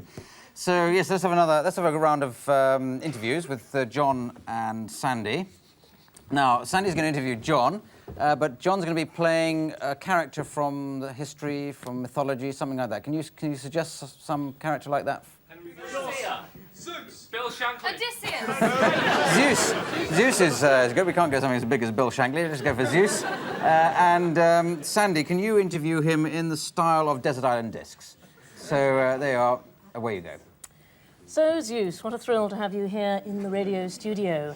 Now, I believe you've picked rather a special first record. That's correct. I've picked Yesterday, played by the Royal Scots Guards, which is a And great what does it favourite. mean to you? What does it stir in your deep mind? Well, I think maybe because I'm an early sort of civilization deity, it reminds me of the fact that my father, Kronos, time, ate me and my sister and then spewed us out into the universe. And it's funny when you hear those bagpipes, it takes you right back there. But I mean, surely, and I know it's a very delicate matter, but that kind of abuse as a child must have affected you. Well, Sue, you're really quite a clever old Thatcherite matron, but apart from that, I have to say this, that anything that happens in your childhood can do extraordinary things. Like, when I was 3 years old, I could just go, vimph, and ships would just get blown up in the sea. And that affects you when you've got that sort of power. Yeah. But I managed to diminish it by listening to the records of Rod McEwen and the Alexander Brothers. And all after a while, you know, I just didn't have that terrible desire to destroy parts of the universe. You know. Sorry, I wasn't listening. I was putting on some more lip gloss. I'm That's so right. sorry. I do You're a beg your funny girl, pardon. Sue. You crack me up. Now, some people would say to you, gosh, what a god among men. What do you say to them?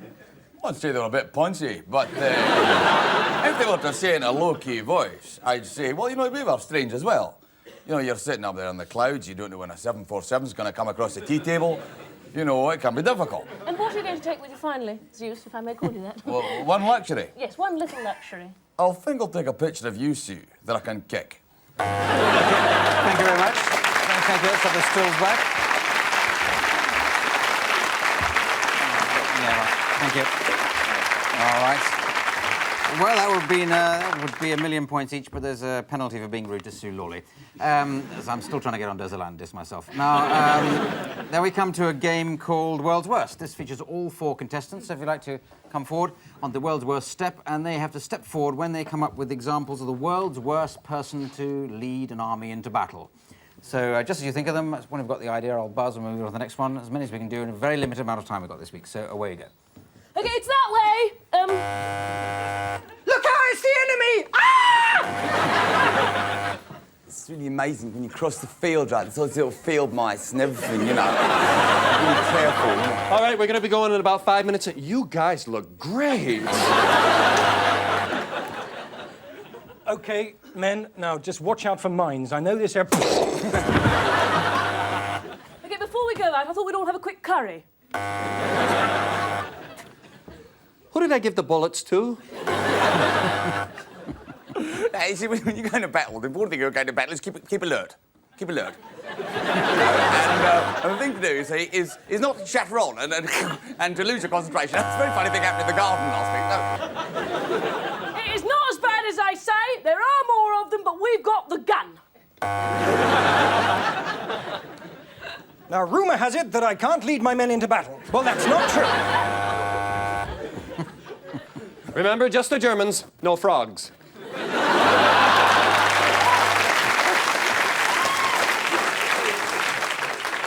There you go. There you go. The army crossing the field now. There you go. Let's end on that. Thank you very much. While I work out the points for that game, we'll take a break while I have some advertisements played to you. See you after that. Bye.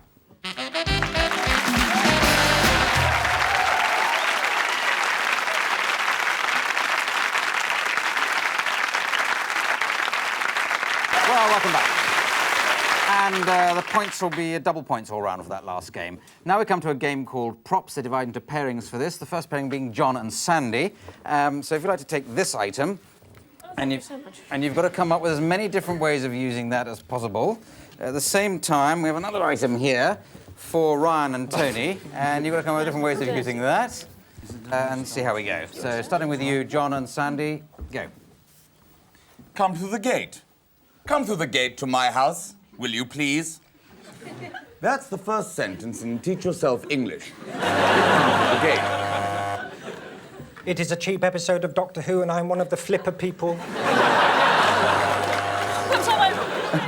Perhaps I won't need it, darling. You're not as tall as I thought. No. You spare some change? Hello, everybody. What is the name of this ship? It's called the Titanic. Stingray! Stingray!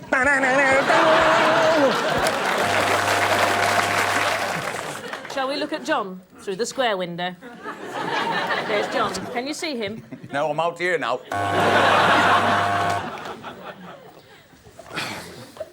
And now, the smallest person in the world diving competition. Hello. Something interesting, if you're a real bore, is this 14th century piece of equipment for clipping the hedges. So don't clip some hedges. And now the ancient Cornish spectacle of schlubbity dancing. Thank you very much. That's in there. Thank you for those props. Right. There it is. Yes. Yes, a lot of points there, with double points for Tony. Now we go on to a game called Party Quirks. This is going to feature Sandy Toksvig as the host of a party. The other contestants are going to be the guests of the party, but each of the guests has been allocated a strange quirk or way of behaving. They look at the envelope.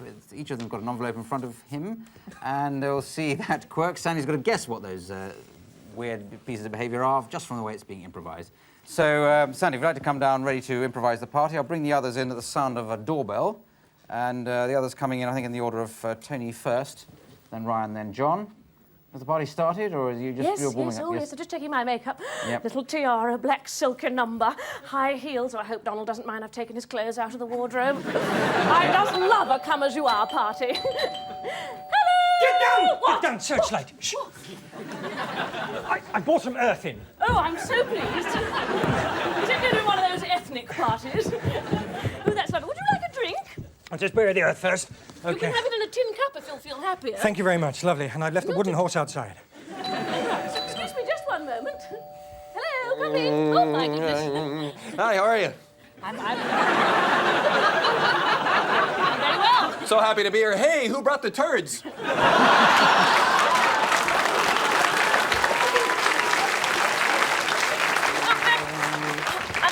sorry, too late. Oh, these Yankees are such fun, but I'm bloody glad they're on our side. There's obviously no flies on you, eh? Is that a guess? on you, Fly? no Yes, flies on very you. good Yes, for Ryan. that's Yes, it. gotta get your guesses nice and clear. Sandy? Yes, look. You stay there. I'm just going to put on a clean cricket jumper and then we can get down to work. Don't put a cream cricket jumper on because I've got to answer the door. Why don't you just tunnel your way out of here? All right. Well, I think you've got a guess there. I think you've been guessed, Tony. Oh, good. I've heard hysterical women say they're tired of the palate and the fiddle bow. Yeah, but they're all gits, aren't they? Would you like a drink? Is it in a goblet sweet of wine and hope? Or is it a cup of fruition? The beat's wrong. I'm sorry, I don't think you're on my list, as a matter of fact. Are you the new people from number 4? I move about. I go into the spaces between people and find poetry. Oh, you're right, you are a git. I got last guess on I'm this. just sensitive. Sensitive to the flowers, the little tulips here, the little yellow daisies. It's very... You're allowed to work poet. Yes, that'll do. Very good. Yes, work poet, potential student poet. That'll do. And that's 7 points, I think, there to everybody. Now we come to a game called Remote Control. This features all 4 contestants playing each of them a different television programme. So you'd like to come down. The idea of this, I'll be flipping between channels and seeing the different programmes, but bizarrely discovering that each programme is dealing with the same general sort of topic. So can we think of as a nice general topic that they might all be dealing with? Sheep shearing. Medicine. Sheep shearing. Yes, sheep shearing I think would just about do. It's a difficult one for you though, I think. But Ryan, can you be doing a sort of Jacques Cousteau type programme? Sandy, Body Matters. Tony, Jim Will Fix It, and John, The Sky at Night. So all those programmes are dealing with sheep shearing. Starting with you, please, Sandy. Hello. Does your body matter? Mine doesn't, as you can see. But I brought into the studio today a sheep who's about to be sheared. So a sheared sheep, their body's going to matter to them because that's all that's going to be left. We're going to Tony.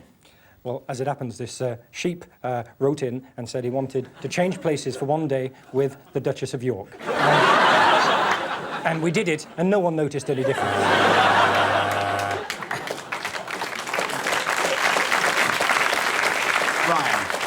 Brian. And while the rest of the crew is in the water chasing the elusive ship shark, I shall be on deck mixing martinis for myself. John. Now, there's lots of theories that sheep might be on the planet Uranus. Unfortunately, it's not true at the moment. Now, if you are going to see sheep at any planet at all, it's going to be Mars. Not this summer, not next summer, but perhaps 50 years before, or from now. I'm going backwards and wearing a new suit. Tony. And we had a tragic letter, and this sheep was born with anthrax, and he wrote in to say, could he come on the show, and could we put him down? So that's what I'm going to do. Ryan. The unpredictable sheep shark suddenly turned on the crew. In a vicious attack, he began ripping legs, arms, noses, and ears.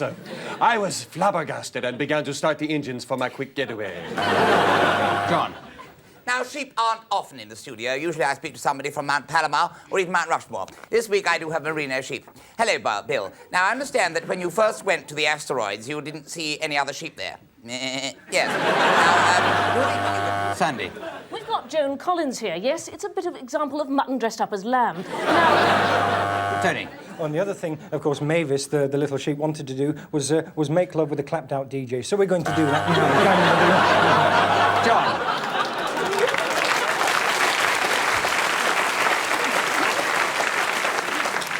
Now, some people like to count sheep at night to help them get to sleep. What I do is I climb up into the sky and put on a stick, because I'm so mentally mad and everything in this very, very large, ill-fitting suit, and I sing Gilbert and Sullivan early in the morning, that I put on a large stick and planes and asteroids bang into my head all night long, which concuss me to sleep. Good night. Okay, that's end there. Thank you very much. Thank you. That, I see, is the very last game, and totaling out the points, I see that Tony Slattery is this week's winner. So well done, Tony.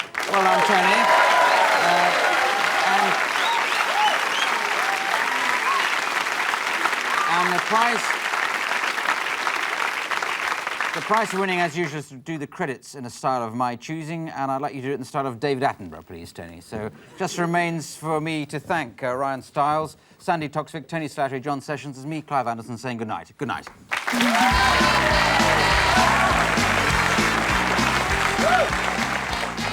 I'm standing in the middle of the Whose Line Is It Anyway studio, where the music was by Dick Hibbard, which is a very rare type of Beatle. I've just stood on him, he was the last one in existence, and padding noiselessly around me are the stage manager, Hilary Groves, Joe Thompson, the lesser-spotted costume designer, and of course in the middle of the Serengeti, where there's no production accountant or indeed production assistant, but there's Jane Bigger, who's a vast elephant and precisely the type of thing which we need to preserve in order to let me have a floppy sort of boyish hairstyle. There, I was going.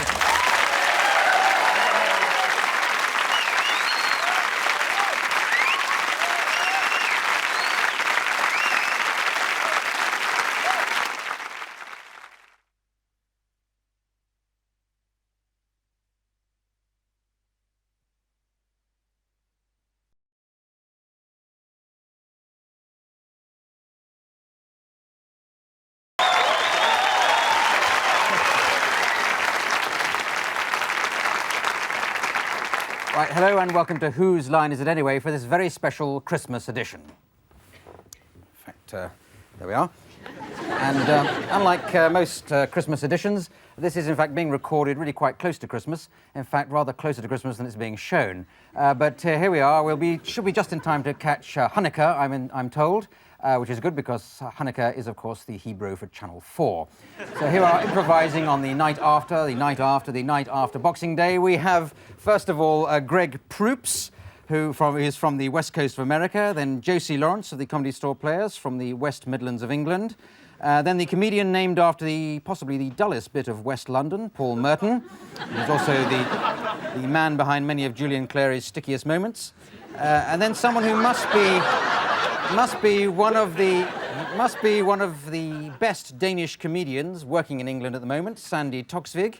And Tony Slattery, let's face it, is not one of the best Danish comedians working in England at the moment. And finally, in this monster six-person lineup, we have the man who is Father Christmas, Mr. Holly, the Three Wise Men, and several Christmas puddings rolled into one, Mike McShane. Right. Those are the contestants, and we start the show with a game of authors featuring Greg, Sandy, Tony, and Mike. If you'd like to step forward, please. And as you know, this game, the contestants come along with the name of an author in mind, and they're going to tell a story in that author's style. So, Greg, which author have you gone for? I've chosen C. Clement Moore. Oh, right. He wrote the Night Before Christmas. Yes. Yes, well, very well known in America. And Sandy. I thought I'd do Jane Asher's Book of Party Cakes. Right, yes. Just to keep the cultural level high. Tony Slattery. In the style of a child's letter to Santa. Very very sweet. And Mike? Robert Heinlein, a recently deceased science fiction author. Yes, you're doing it, writing as he was when he was alive, presumably. Not that it matters as a science fiction author. Now, can we have the title of this story for them to tell? It's just, it could be Christmassy, it doesn't have to be Christmassy. Santa gets lost. Santa gets lost. That's Christmassy enough, I suppose. Can we have a bit more plot in that? That might be Santa gets lost where? On the London Underground. On the London Underground, right. Make it easy for you, Greg. Start off, Santa gets lost on the London Underground. I'll buzz when we've got the idea of your section and move on. Where you go. 'Twas the night before Christmas. 'Twas the night before Christmas. Almost Christmas Day, and Santa was lost on the London subway. The tube was all roaring toward Old Acton town, and Santa was knackered because he didn't know where he was around. Actually, you can make a super Santa's knockered cake yourself. Now, all you're going to need is a lot of fondant icing and a tremendous amount of space in the kitchen. It helps, of course, to be immensely wealthy and have a kitchen rather like I've got. But it can be done in a kitchenette with a small Swiss roll and a large bowl. Dear Santa, don't bring me a large bowl like you brought me last year, you fat git, because I specifically wrote to you and said I wanted a Masters of the Universe torpedo with batteries in it, but my sister disappeared with it into her bedroom.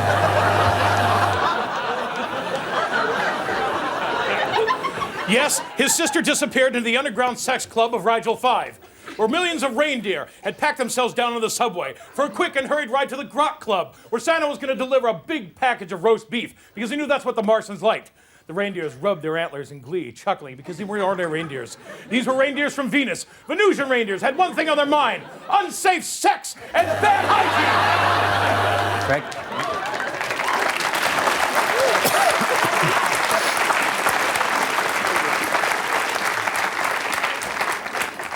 Yes, the reindeers were randy. They wanted a bonk. And so they knocked Santa down and started to tronk. They Of course, you can get a very good quick effect by just 2 large balls of marzipan and a Yule log. And want a Yule log and want one of those Tiny Tears doll who dumps in her pants. That was the one thing they were afraid of, the reindeers. They couldn't give antler rot to tiny dolls that dumped in their pants. Thank you. Let's end that there, please. Thank you very much.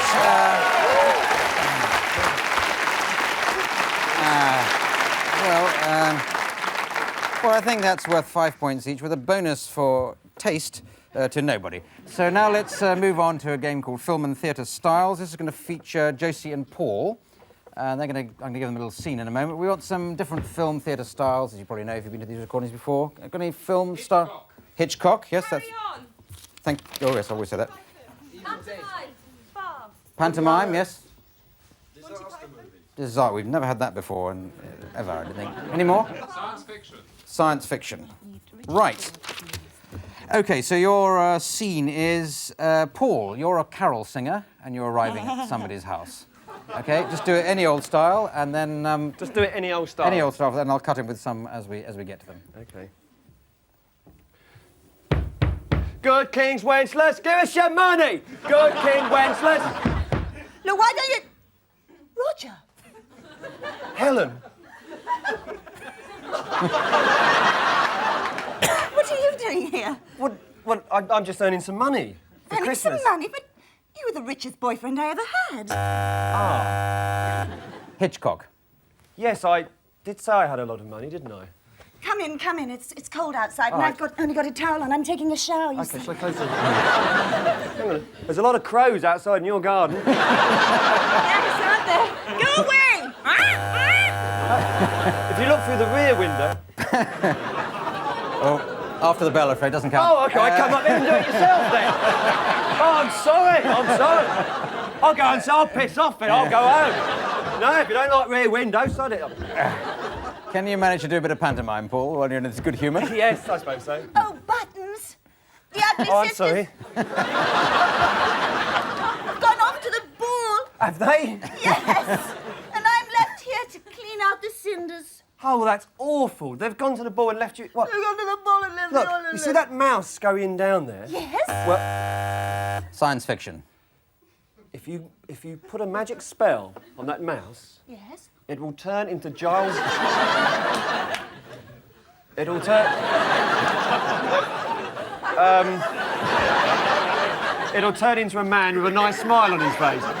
What's... Oh, my God, what's that? What? Helen, what is it? Helen, there's... Oh, sorry. Sorry? This makeup's having a bit of an allergy on my skin. Let's end on disaster. Mind you, a face like that, I mean, you're lucky that anyone invites you out, really. Roger, don't say that. Oh, what's all that water coming out of the bathroom? I left the shower on. Oh, no, you left the shower on? Oh, what are we going to...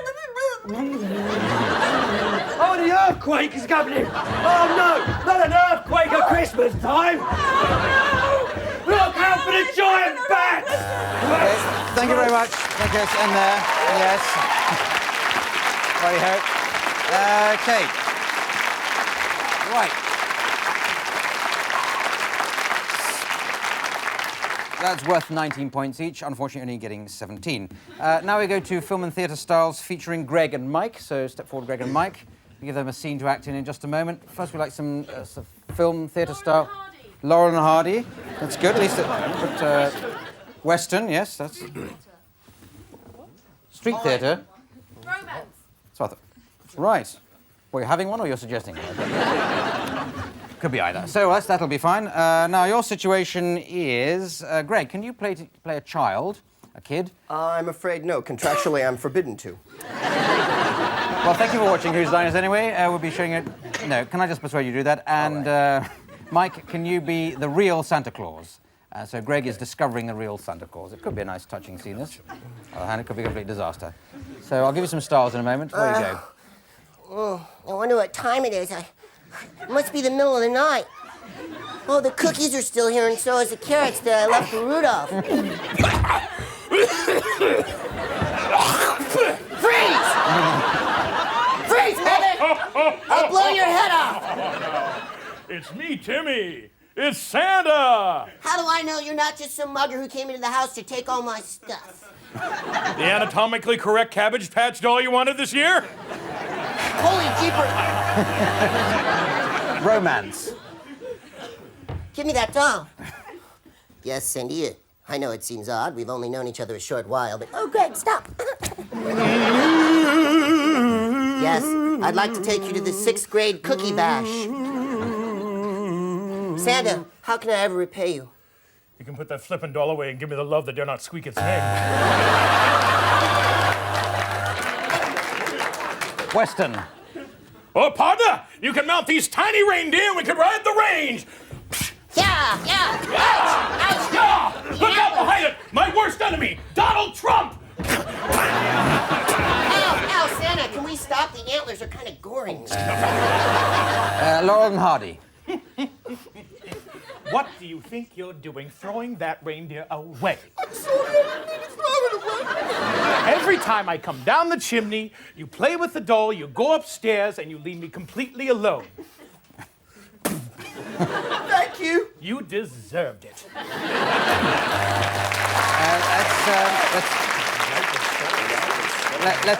Let's end on a beach movie. A beach movie.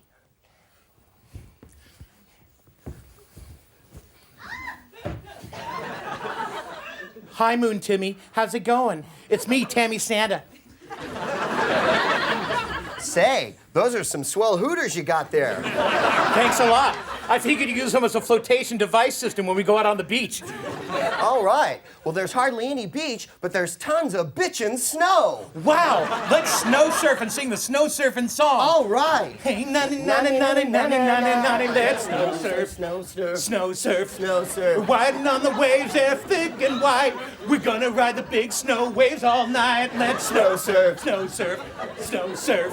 I'm going on all this hard-packed powder. It's like flying on a bunch of cold chowder. Let's snow surf. Snow surf. Say. Thank you very much. Thank you. Right. Well, we had the occasional mention of Santa Claus in there, so 49 points each. Now we go to a game called Song Styles. This features Mike, first of all. Step forward, Mike, please. Now, what we're going to do is to get a topic for Mike to sing about.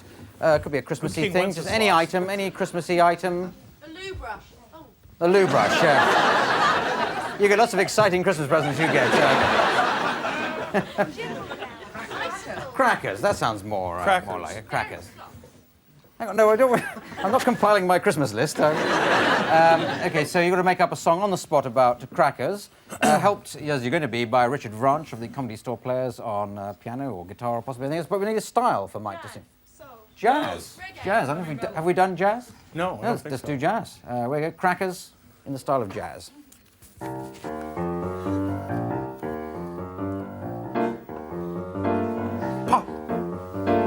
Bang. Bang. Hey, pull the string on the cracker. Jump back, Jack. It's a firecracker. It's gonna rip open. Got a prize. It's gonna be a great big surprise in that cracker. Well, yeah, it's that cracker. It's so slick with string around. You pull it off and it goes to the ground, and you got the toys all on the ground, and there they are with the crackers open wide. Way inside, I love that cracker thing, and I'll get that cracker, baby, and then I'll sing. I'll do the cracker move now.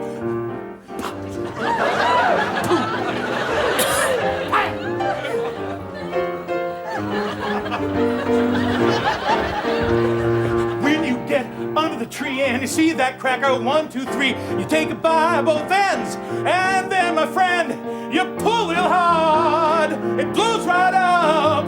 You burn your fingers, scorch your face, but you can't beat it any place you get that cracker. Jazz cracker, jazz cracker. Very good. Very good. Right. Okay. Excellent. Excellent.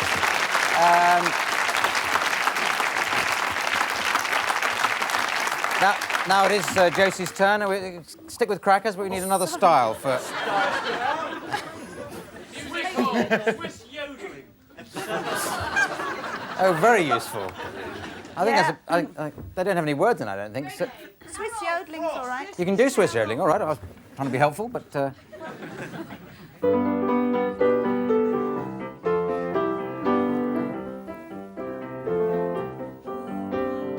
Running, running, running in the deep snow. Everything is frozen, even the fountain. But merrily, merrily, merrily, merrily I go up to the top of the mountain. Let's stand under the mistletoe. You can give me a great big smacker. Come on, darling, see what I've got. Come on, pull my cracker. And it goes yodeling, yodeling, yodeling, yodeling, yodeling, yodeling, yodeling. And inside there's a plastic toy and a motto. A little motto. Okay, right.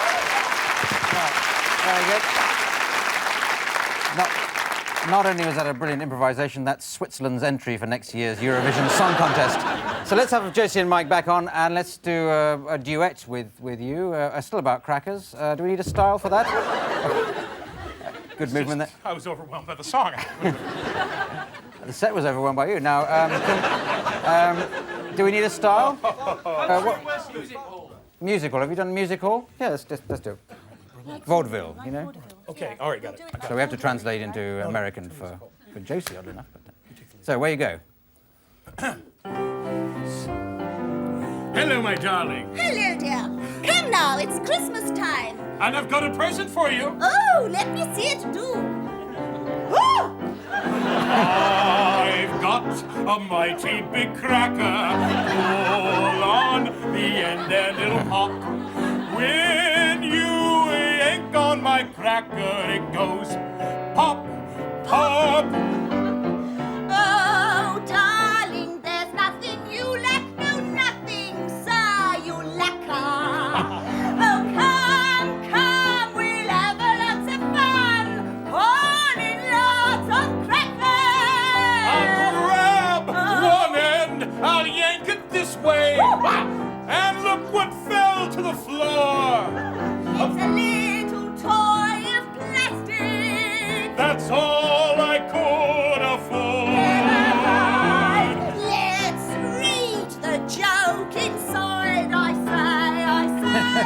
say.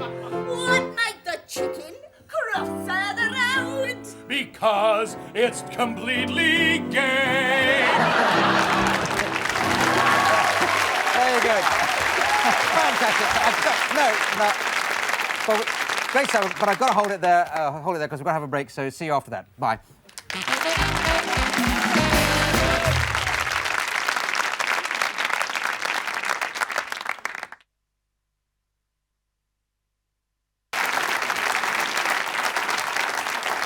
Well, 94 points for that last game, but for reasons of official secrecy, I can't tell you who I gave them to. Now we come to a game called The Rap. This features all 6 contestants who'd like to come forward. Very popular game with the contestants. So line up there, and perhaps you can have a suggestion, please, for maybe not a Christmas topic, maybe a New Year topic for them to...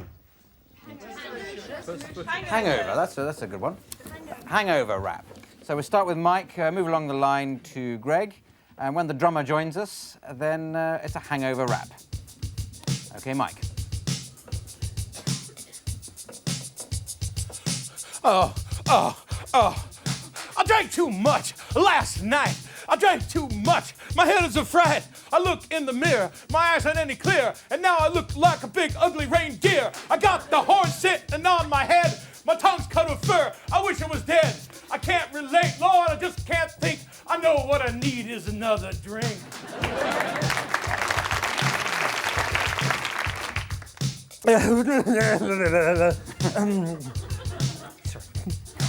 I like hangers. They're really ace. I love it when the vomit dribbles down the face. I take some paracetamol and whoa, Lord save us. I want to make love with Dickie Davis. I lay on the floor, I felt quite sick. My head, it was incredibly thick. My mouth tasted like it was full of beans. I looked up, there was a man in tight jeans. I said, hey, this song should have been sung, but boy, you sure are well hung.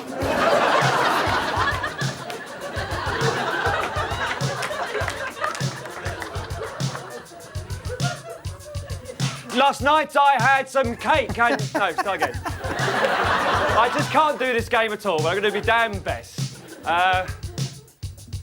Last night I had some beer and some cake. Now I have a great headache. I am what you call an alcoholic, and my nature is bucolic.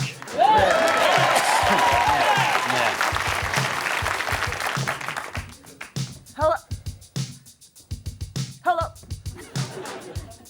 Hello? Hello? Hello? Everybody, my name is Anna. Last night I got drunk on tequila slammers. I was drunk, I was out of my head. Can't remember what I did, can't remember what I said. I came into the party and the next thing I do, I was jumping around naked like a kangaroo. Yeah.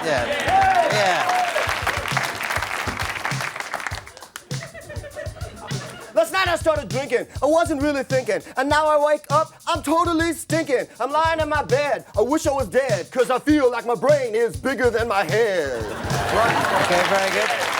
Taking away on there.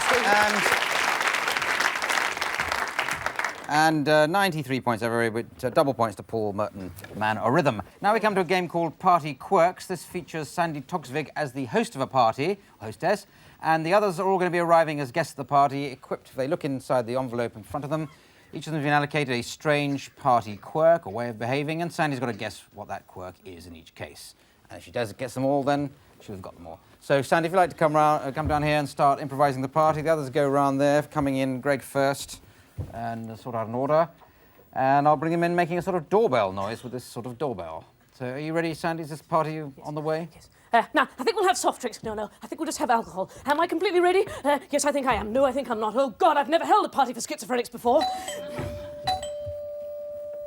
Hello? Hi, Sandy. How are you? Here, I brought you a little gift. God, I hope it's enough. I don't even really like it that much.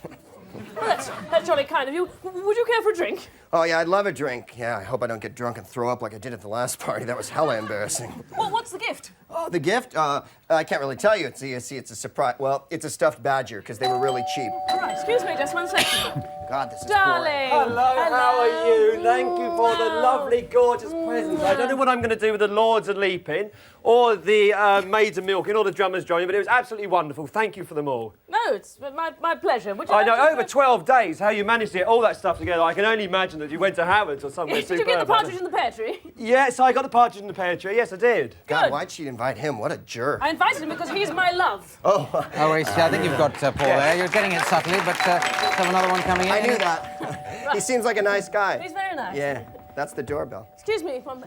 Hello. Hello. You met the neighbours? Yes. Got a drink for us? Yes, got a drink. Just 1 second. I just open the fridge here. Get a bowl. Some milk, possibly, would be suitable. See, the trouble with milk is... That's better. Well, don't worry. It'll fit in with the decor. It looks a bit of an Aladdin's cave down here. Now, I expect you'll... Sorry about the mess on the carpet. Have you got a bucket? I haven't, but why don't you pop out to the barn with the other cows, Mr. Pantomime Cow? Pantomime cow. I'll give you that. There was I don't know who you a are. pantomime horse, but never mind. I like to keep you around just for fun. Thanks a lot. God, I hope she got me a present. Right, okay, lovely. Hello. Hello. Come in. How are you, Sandy? I'm very well, thanks. Merry Christmas. Greg, how are you? Fine, Mike. How are you? Pretty good. You know, it's so good at this time of the year for friends to get together. And we celebrate the times that we had, the times we will have, and the future for all mankind. Yeah, don't squeeze him too tight. I think he's a bit unsure of himself. I wish he'd take his big, sweaty, fat paw off me. We can hear what he's thinking. We can hear what he's thinking. That's right. Well done. Brilliant. And last guess on Mike. Ladies and gentlemen, Greg Proops. Now let's close the show by you and me singing our favorite little Christmas carol together. Let's do a Judy Garland. Come on. You got to guess, Sandy? I tell you what, it's one hell of a nice way to spend Christmas with you here on your own talk show. Right, that'll do. Yes, well done. Yes, very good.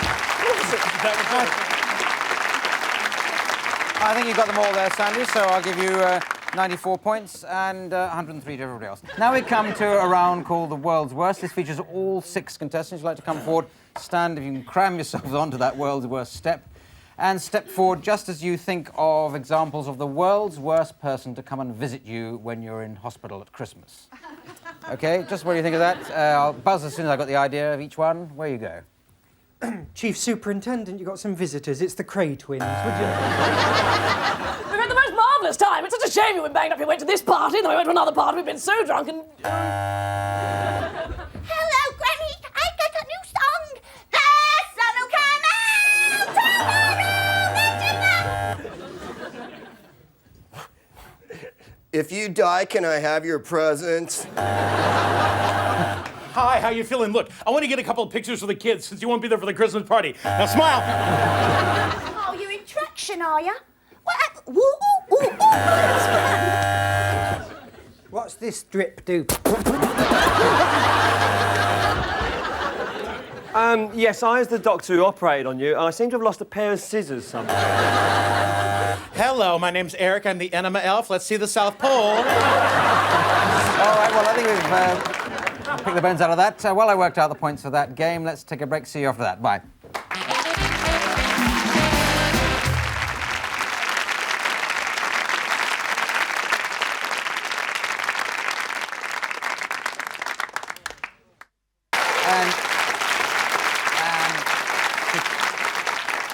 Because it's Christmas, I've awarded double points to everybody for that last game. Rather pointless, really, because it doesn't help the competition along. But now we go to a game called Props. The 6 competitors divide into 3 teams of 2, as you might expect if you did elementary arithmetic. Now, first of all, Paul and Mike, here's an item you've got to come up with as many different ways of using. As I buzz between you and Josie and Sandy, if you'd like to take this.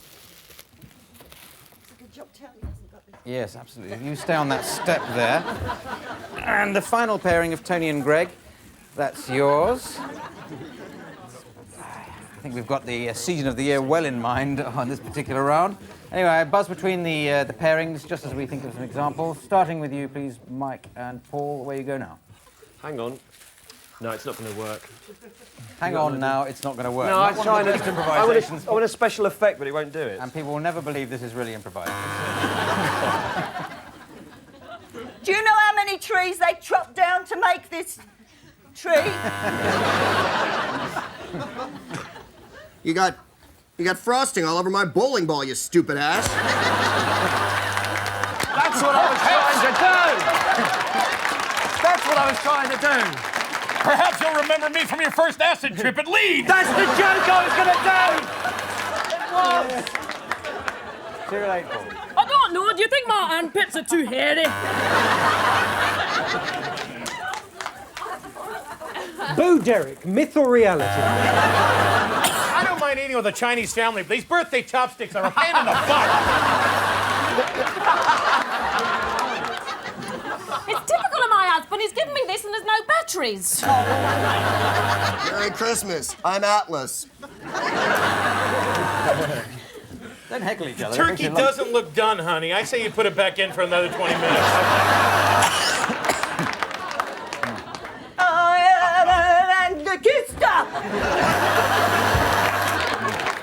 Oh, and I've got a date tonight.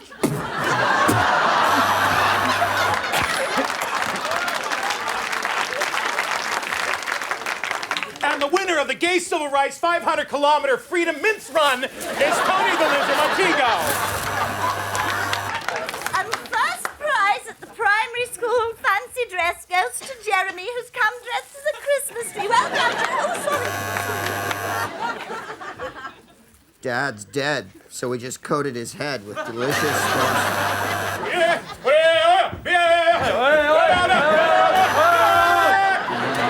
Oh, darling, I'm back for Christmas. And so, Professor Johnson, what do you think about this extraordinary shape of Io's moon? It is absolutely not totally funny either. Oh, no. Headmaster, don't fan me this time. Spank me with the happy stick. I don't want to be the fairy on the top of the tree.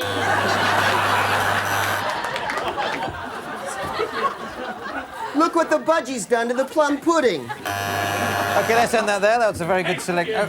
Thank you very much. Bring your prop for that.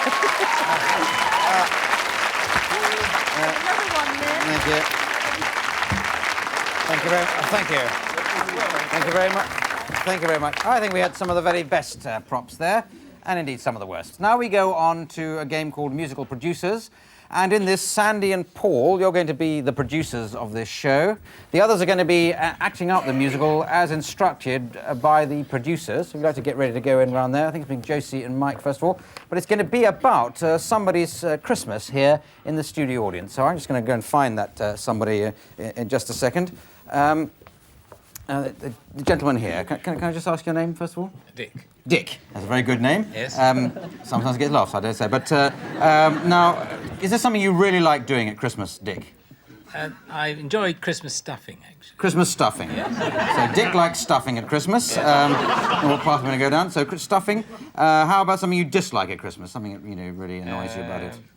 Well, I don't want to steal anybody's, but vomit. I can't stand that. You can't stand vomit. Not a lot of American musicals about vomit, but there must have been a few off-Broadway ones or off-colour ones. And something you'd really like to do at Christmas that you perhaps never done? Have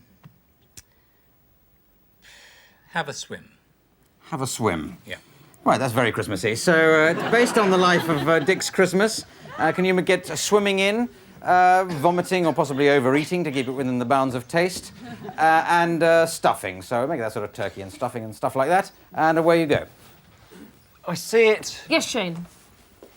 I see it set in a kind of warehouse. Oh, it's good, it's good, it's good. Yes. But I see water in the warehouse. Water in the warehouse, Yes. yes, lots of water. Yes, it's a watery warehouse. Yes, it's a swimming pool with a roof, and there's a lifeguard comes in, and there's a woman. Oh, the girl, she dives up through the water and is in a sparkling swimsuit. Yes, and their eyes meet across the pool. Oh, it's lovely. And they sing a song of love. Such passion.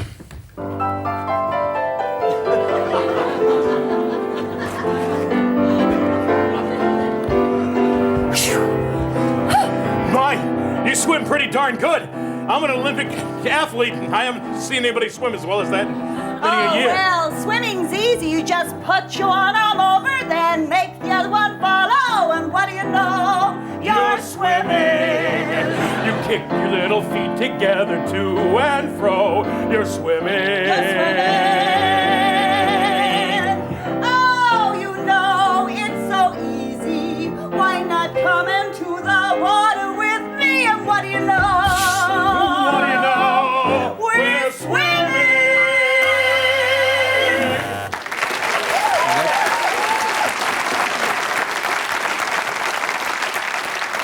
So what we've got is, we've got perfect love there. Yes, perfect But there's love. some sleazy bastard who's going to ruin it all for them. Yes, but who on earth could play the part of a sleazy bastard, I don't sing know. and dance? I don't know anyone who could do that. But what he's going to do, he's going Yes. to take this wonderful warehouse with a swimming pool and turn it into a hideous Roman baths with a vomitorium in it. I like it.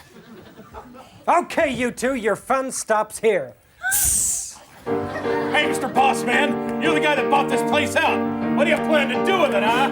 I am a member of the landed gentry. I'm a Duke. Yeah. You make me puke. Correct. And this here swimming pool, no more fun you're gonna have, 'cause there's gonna be little bits of carrots everywhere. Don't worry, dear. Relaxo. We won't really be sick. We'll use Paxo. That's a good idea. What the hell is Paxo?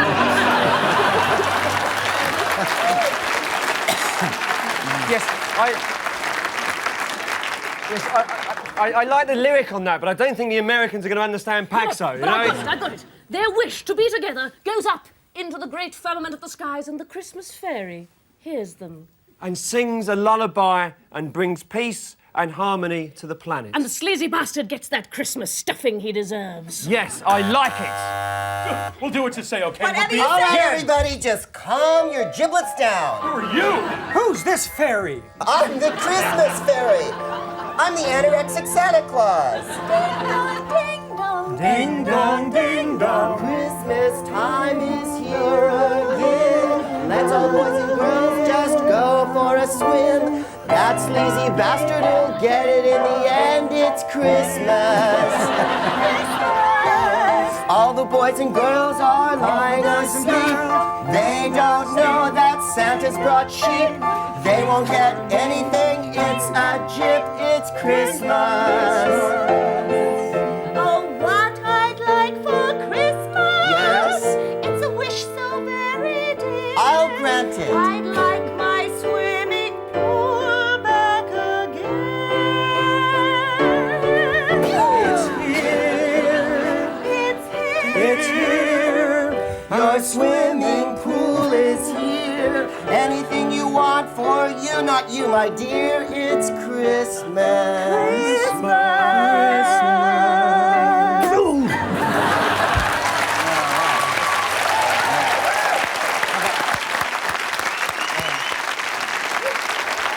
Right, thank you very much. Very, very promising. Very promising. Bound to be a success as long as we get Andrew Lloyd Webber's name on the title.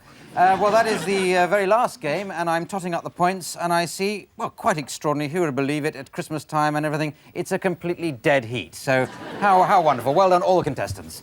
And the prize for winning is to read the credits out in the style of my choosing, so I'll have to ask all of you to do it in the style of a Christmas carol. So we'll just have to improvising a Christmas carol with the credits, as I just thank Greg Proops, Josie Lawrence, Paul Merton, Sandy Togsvig, Tony Slattery, Mike McShane, Richard Branch, the piano. This is me, Clive Anderson, saying good night. Good night.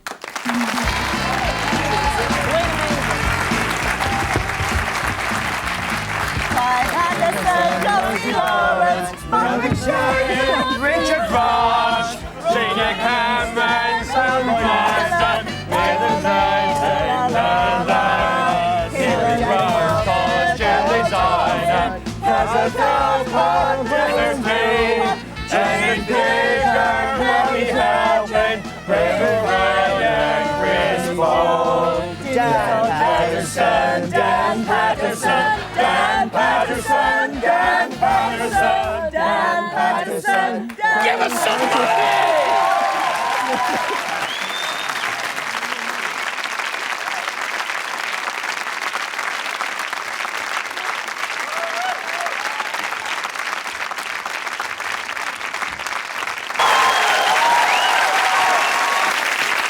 Hello and welcome to Whose Line Is It Anyway? And ad-liberating themselves tonight, we have, first of all, from San Francisco, stand-up comedian Greg Proops, from the Comedy Store Players, sit-down comedian Josie Lawrence, from Saturday Night at the Movies and another rather more obscure television programme, low-down comedian Tony Slattery, and from who knows where, the can't-put-him-down comedian and one-man RSC, John Sessions. Ladies and gentlemen, the contestants.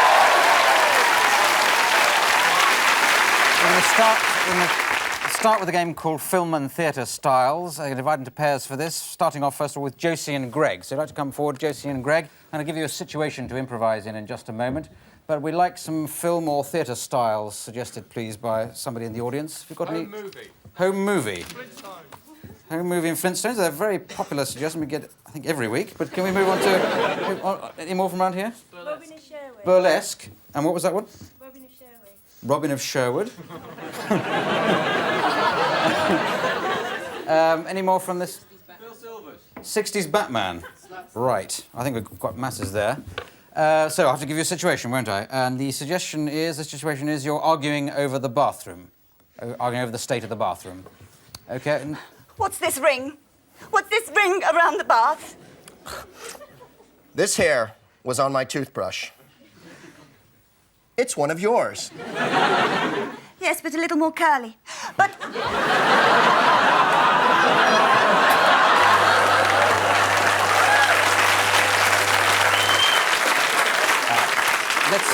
Let's go into Flintstones.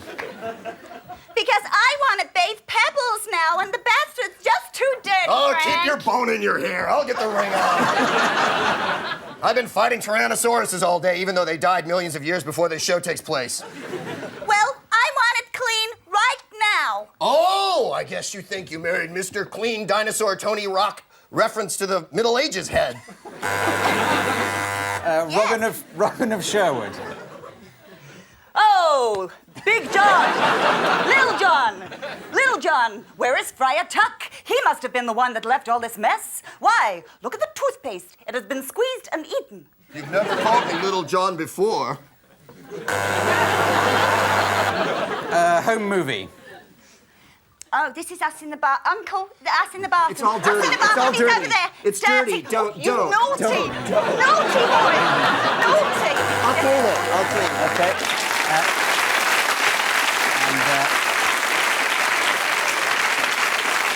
And perhaps end on burlesque. These your panties? Yes, they are. I was just about to put them on and walk around the tiles all sexy. Thank you very much.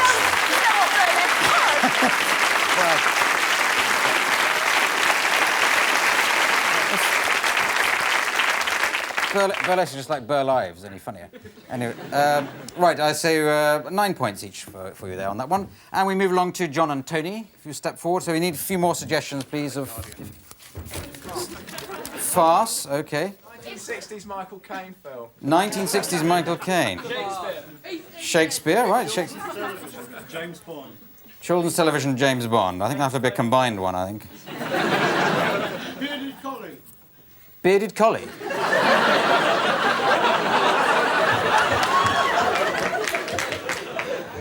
Do you mean One Man and His Dog? Or just came out as gibberish, that's all. I don't know, Bearded Collie. Why shouldn't there be a film style called Bearded Collie? OK, so I'll give you a situation. You're at a pawnbroker's. One of you is the pawnbroker, the other obviously is the pawnbroker. And away you go, and I'll give you some stars in a moment. What have you got for me, sir? Well, I'm... That's not an invitation for sex. Oh. You're not Jewish. Crazy. Anyway, How could you tell? Well, I'm from Fulham, and I'm just very patronizing and vulgar that way. Listen, tell you what, I've just come in here for a look, because I'm actually so rich, I don't want to give anything away at all, because I've got lots of money. So bugger off. Shakespeare. Faith, my liege. You'd want to pawn no higher than a Coscombe's French tailor's balls. I warrant, my liege, no doubt. Not I, uncle. For I, faith, when the biscuit wife hath quoted all, quoth she, and then the coitus forgot. Oh, my liege, hey, nonny, what a dull git of a clown.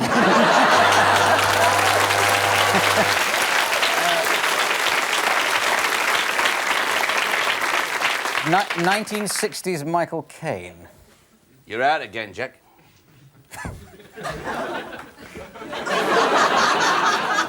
Show the depth of the shot, Jack. Move up to the camera. You'll be back in. I think you know why I'm here. You've got a poplin shirt on, drip dry. It's going to be out of date in 20 years' time. Oh, shut up! You know I went over to the other side. It was to sell... You know. You know what you're selling. You're in a dirty cafe somewhere in Wandsworth. Why is it so different now?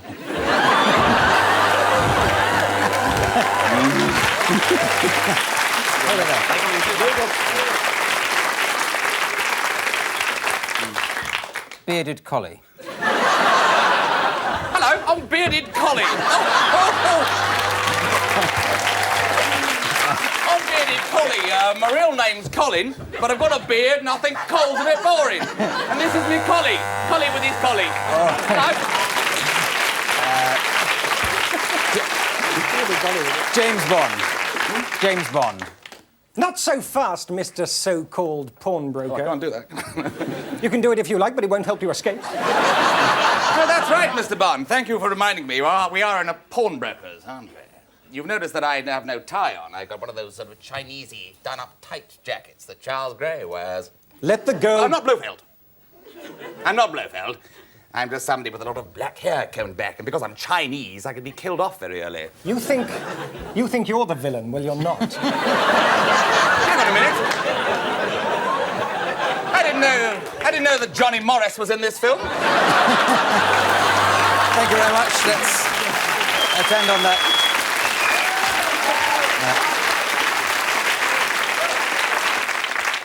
We'll end on that high note of intelligent comedy. 3 points each. Now we come to a round called Song Styles. This features Josie with the assistance of Richard Vranch of the Comedy Store Players. In fact, he's the Comedy Store piano player. And so has anyone got an object that they can suggest? An everyday, ordinary object? A fish slice. OK, a fish slice. But you've got to also suggest, please, a style for Josie to sing about a fish slice in. Love song. A love song? Well, a bit more specific than that. Hip-hop. So, a ballady love song, will you settle for that? All right. A love song, but in a ballad form, that'll be fine. About a fish slice, Josie.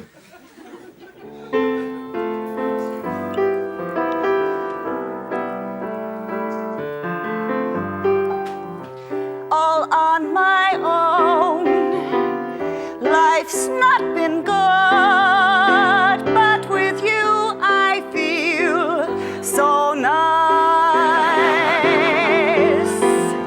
A blade of metal and a handle of wood, you are my very own fish slice.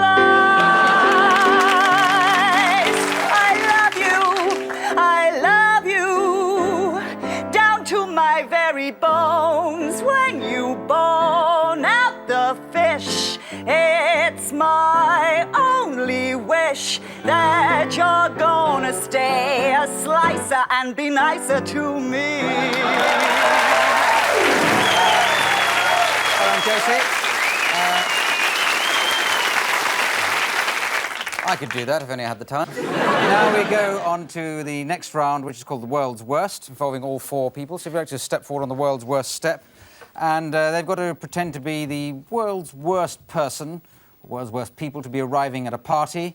Any old order. I'll buzz when I've got the idea of what you've done. So away you go.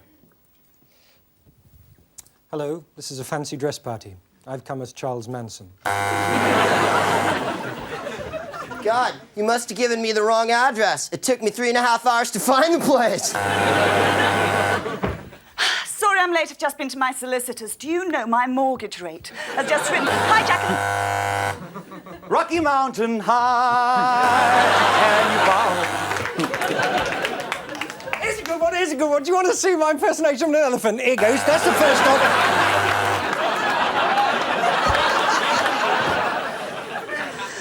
Shut up, everybody! How can you be enjoying yourself when there's a hole in the ozone?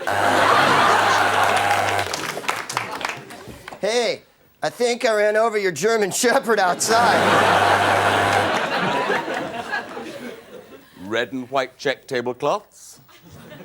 Peanuts. Common, I think. And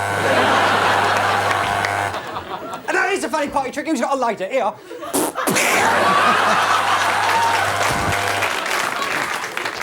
Hey, everybody, now the party can start. Mr. Swingin' Good Times is here. Oh, what you mean? It's a dinner party, not a party. Never mind, I brought the rest of the 1830 club with me. What do you mean it's not a 21st party for lovers of Iron Rock? That didn't work, did it? We like that sort of person. Everybody, my cassette of Shakespearean sonnets has just come out. Where's the tape recorder?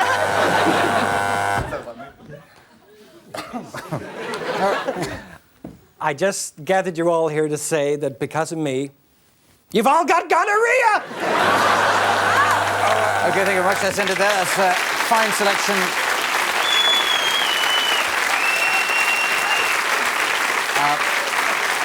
Fine selection of World's Worst. While I work out the points for that round, we have a break, so make yourself a cup of tea or sit around being sold things. See you after the break. Bye.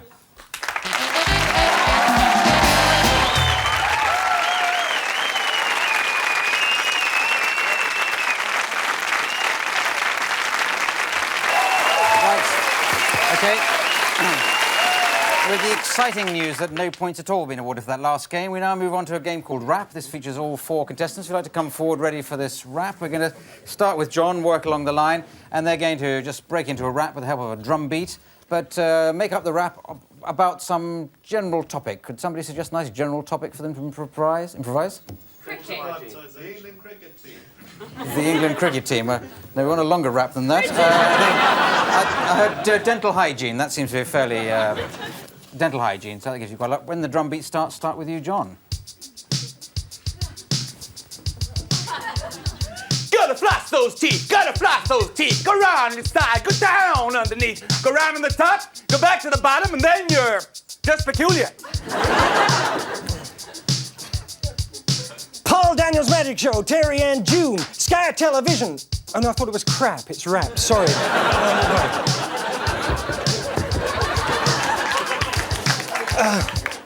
I love Dennis. I love him every day. I love him in lots of special ways. I love my head genius. He is great. I want him to have my baby. I want him to be my mate. Hey! Come on, gentles, get off of my back. I want you to scrape away my plaque.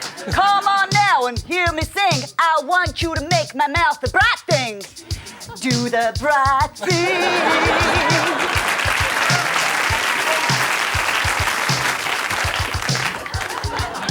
Yo, I'm your dentist, I'm Dr. Gain. I'm here to cause you a massive amount of pain. Sit down in the chair, I'll pull on your hair and drill right down to your underwear. Thank you. A very good... That's it. A very good rap there. Yeah.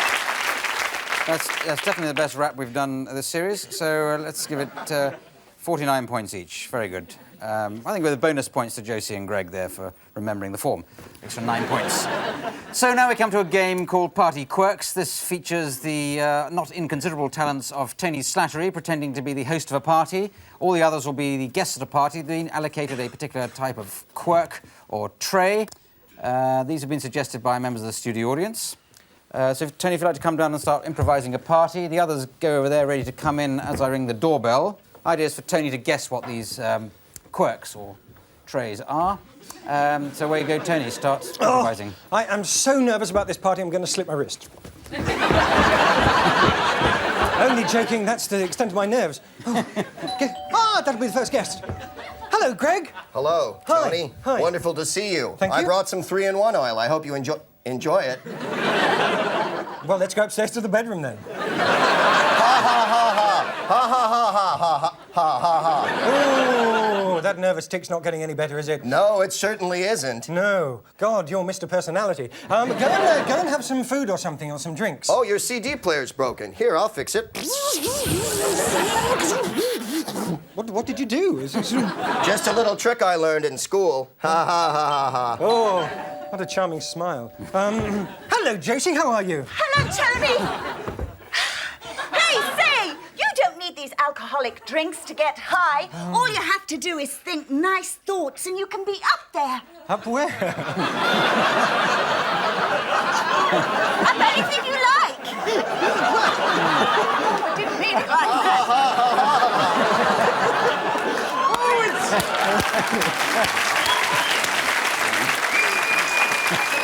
Oh, well, I'll come back to you on that one and maybe we'll go Is out... Wendy going to be here? In a moment. Hello, John, come in. Hello. Oh, I see that you've still got one of those things for keeping the radio times in with the little white ping pong things on the end. Yes, I bought Great. it, specially for Lou. For Lou? No, for the Lou. For the Lou, I bought it. Hey, I've got some spots at the moment. It's the way people always get spots when they wear paisley shirts. Oh, and- well, Yeah. he seems to be able to do it. Could the android help you? Could the robot help you? Android, yes, very good. I don't know. But, spot Josie while you're about it. Hello? Hello, do you know I've never been to a Yes. party like this before? Yes. With so many old people. Well, I'm not really old. I've got a friend called Hank and... Yes. Peter, I want to talk to John alone. Would you mind going? Yes, well done. John. Well done, Tony. You know, I think there's a terrible image about what I've been doing before. Everybody around me was getting dirty and filthy and, you know, long hair and spots and things. And I always changed my trousers and everything and, you know. You Carol Channing at all? Well, a great band. Yeah, very good. You've got 10 seconds to guess what. I used to do a great triangular dance that was Bruce and Hank and me, you know. Oh, you're one of the shadows. You're Cliff Richard. Well, I'm just the 1960s pop musician, but I want to confuse you. Well, okay, we'll give you that. Thank you. Thank you. I think you recovered very well there, Tony, from a bad start to a bad finish. But I think, yes, 99 points everywhere there. Very interesting round. Now we're going to a round for John Sessions only. He's going to improvise an advertisement for us. So if you'd like to step forward, John. And can we have a suggestion for, you know, good, solid sort of product that might be going on the market soon? Contraceptive. Hair gel. Colostomy bag. Yeah. You've really got the essence of British humour there. There's something more marketable than that. Odour eaters. I think that's sort of as a compromise between bad taste and broadcastability. So odour eaters, John, but you've got to advertise it to the sound of this music. Okay.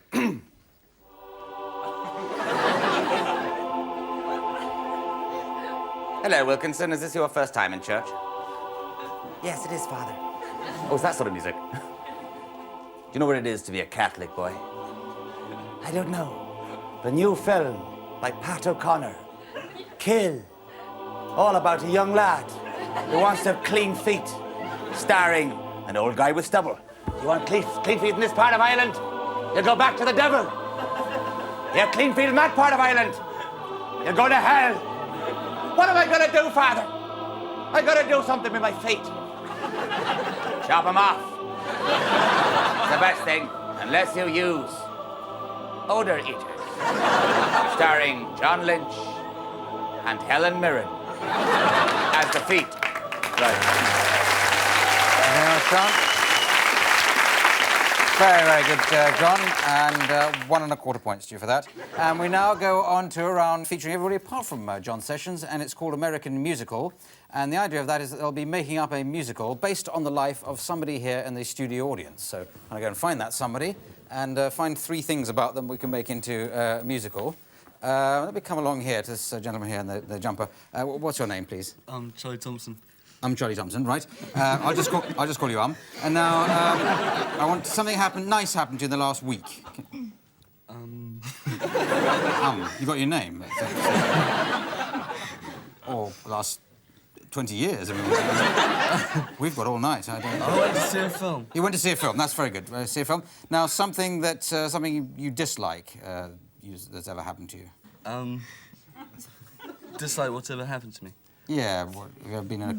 Let's suggest a car crash. I'm not hoping I've been in a car crash, but I'm just sort of suggesting something. And something you'd like to happen, something you enjoy doing, perhaps. You've got a hobby, or that you're prepared to share with the listening millions? Is there something you know he likes doing? Do you play chess or something like that? No, riding horses. Riding horses, OK. So an American musical based on... I forgot what you told me now. Riding horses was one thing. Car crash, and what was the last thing? And going to see a film, OK? So you got me at it as well, I'm afraid, but... so where you go? More popcorn? Mm-hmm. Say, doesn't that look like a wonderful land? All those green fields. You know, I wish we could just walk through the screen and be in that place. Gee, I wonder if we wished really hard if it could happen. Why, here we are! And I didn't even feel the screen tear. Oh, we've walked straight through the screen. Is it happening or is it a dream? Are things really what they seem? Oh, I love being here with you. We're here together at last, but I wonder, can it last? It's so mind-bending that we've done this groovy, totally excellent thing. Oh, baby, let's go down that yellow brick road and see what's at the end of it. I wonder if there'll be munchkins or something else that was hard to predict. Let's go. Hey, in Never Neverland, you can meet people like me, the dancing horse.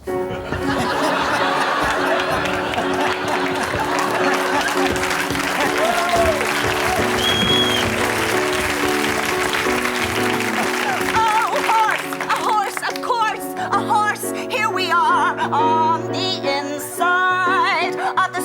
I go for a ride. Course That's you my can, dream. because I am the horse of your dreams. Horse of my dreams. Do you want to know why? Why? Because of this! I think I'd rather go by car, dear. And look, there's a car. Come on, horsey. Let's all go for a ride. We better give him the back seat so he has more room. That's true. Now let him have the front wheel. All right, he can have the front. You know what I feel like? What? I feel like it's good to be alive when I'm with you and we're going for a drive. Everything's groovy and we've got a horse. I think I'll call him Hoofy. I feel so good with you, cause we're going for a drive and it's totally new. I think our horse is a little goofy. And do you know that nothing can happen? Nothing bad. Nothing bad. Except Nothing bad. Except What's that tree? Can't you see? Can't you see? the tree. It's coming for me. Thank you very much. Very good. Yes. All right. Stunningly good way. Righty-ho, stunningly good way to end this week. And just totting up the scores, I see that Josie Lawrence is this week's winner. So well done, Josie.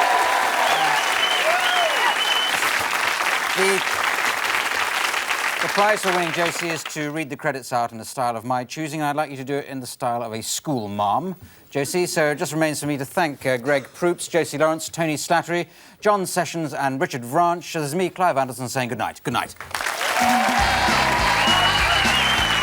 The following people have failed to pass their A-levels. Dan Patterson, Mark Levison, Clive Anderson, John Sessions, Josie Lawrence, Greg Proops, Tony Slattery, Richard Vranch, Philip Boat, Dale Randall, Roy Easton, Richard Churchill, Martin Coates, Michaela Pullen, Stephen Benelak, Ivan Douglas, Hilary Groves, Joe Thompson, Ivana Revere, Kathy Cosgrove, Darcy Philpott, Nuala Allen Buckley, Christine Moses, Jane Bigger, yes, and I'm only 16, Carrie Fletcher, Johnny Hadlin, Pip Gardner, Graham Story, Chris Bolt, Denise O'Donoghue, Dan Patterson, all see me after class. Thank you.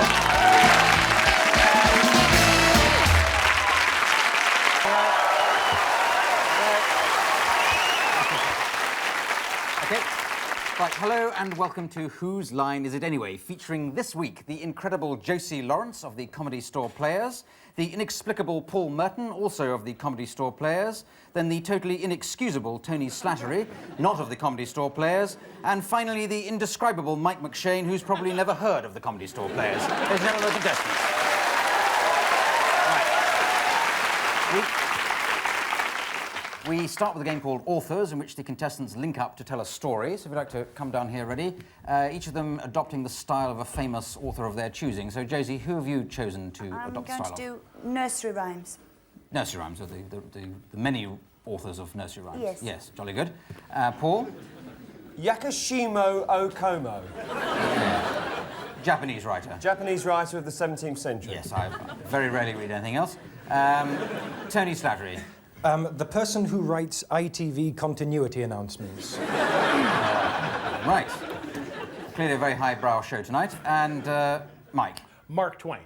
Mark Twain, jolly good. A real author we got to at last. Now, can we have a title, a nice exotic title for this story? I think there should be this week.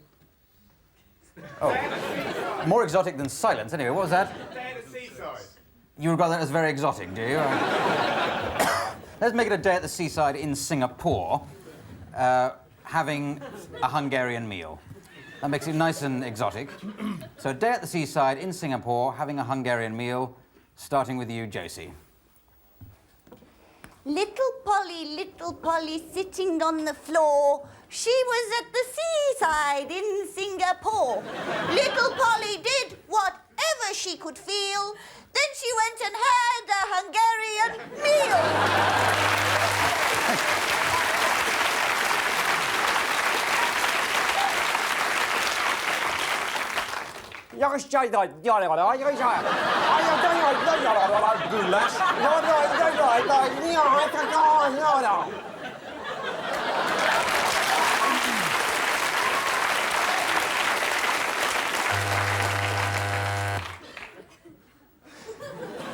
Yes, Yes, and there's a definite Japanese flavour to the sparkling new season on ITV.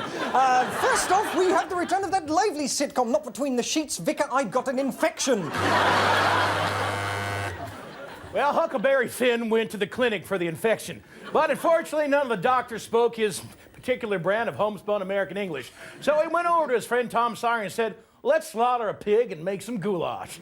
After that, they picked up a couple of prostitutes in Shantytown.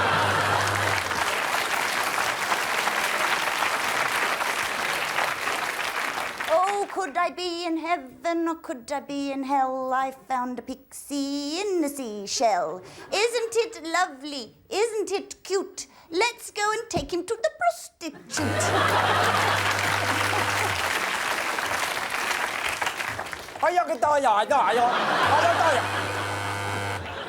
And indeed, the prostitute turns out to be... So Huck Finn turned to the little Singapore children and said, well, somebody's got to help me tear down this fence so I can get to these prostitutes. Thank you very much. Very good. Very good. Quite how your collective imagination got prostitutes quite so often in there, I don't know. I don't know. I guess I'll give you 1.5 points. Would have been more, but for the prostitutes. Now let's get on to a game called Film and Theatre Styles. They break into 2 pairs for this. First pair is Josie and Paul. So I'd like to step forward. I'll give them the situation in which to improvise in just a second. But what we like traditionally in this game from the audience is some theatre and film styles for me to slot them into as we go along. Oscar Wilde, yes, that's... Yes.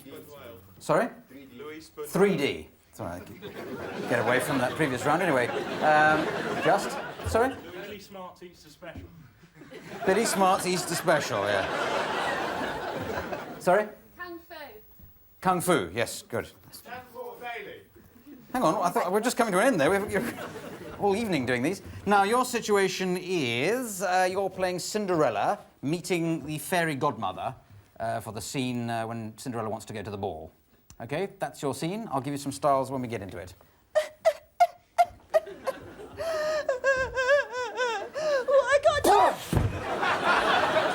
Bloody hell. Is there an off licence round here?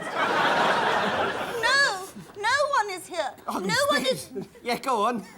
No one is at home but me. Everybody has gone to the ball. You must be Cinderella. Yes, I am. You must be... The fairy godmother. I only help out when they're busy.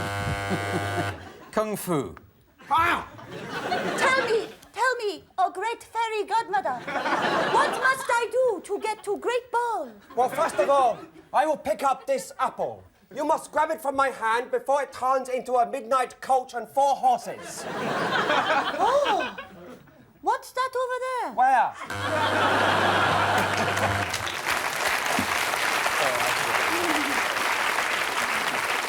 Oscar Wilde. Oscar Wilde? Oscar Wilde, yes, Oscar Wilde. Oh, please, I do so want to go to the ball. Would you care for a cup of tea? That's very Oscar Wilde, that is, isn't it?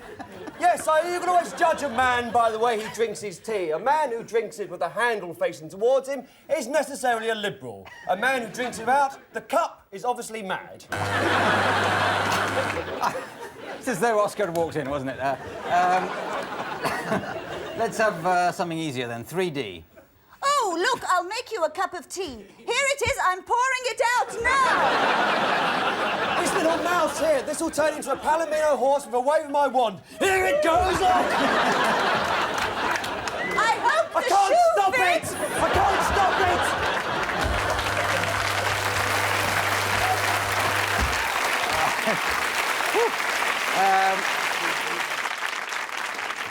Let's end on Billy Smart's circus.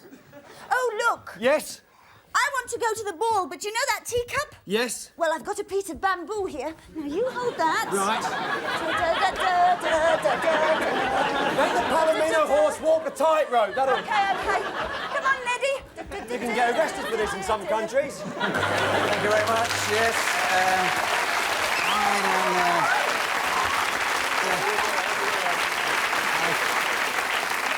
I think think we lost the plot line there and then, but never mind, I'll give you no points. So we now come to Tony and Mike. So come along. We want some more film and theatre styles for Tony and Mike. Indiana Jones adventure movie. Easy Rider, well, I think that's a sort of style. Amateur dramatics. Oh, I think we've had Woody Allen finally. Tennessee Williams. Tennessee Williams, yeah, that's good. Pages advert. Yellow Pages advert. Yes, always help Mike McShane week, isn't it? Right, so your situation is, Mike, you are recruiting Tony for your Magnificent Seven. Okay, that's your situation. I'll give you some stars in a minute. So you're Lumbago de la Tour, noted dog raper, huh? Well, listen, Poochie boy, if you make it out of this man's army, we'll pin a medal on you.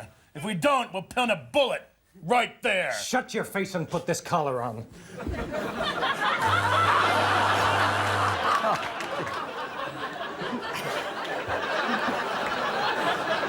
Oh, dear. No. Yes, all right, amateur dramatics. I'm sorry. I'm God, they're out there. I'll willingly join your band of frankly frightening desperados. Then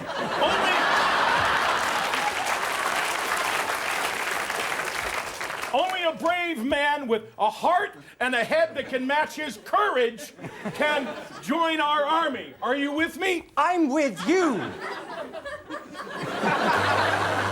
Yes.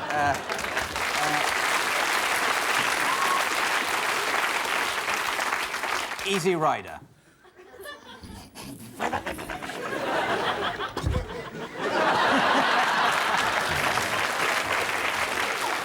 No.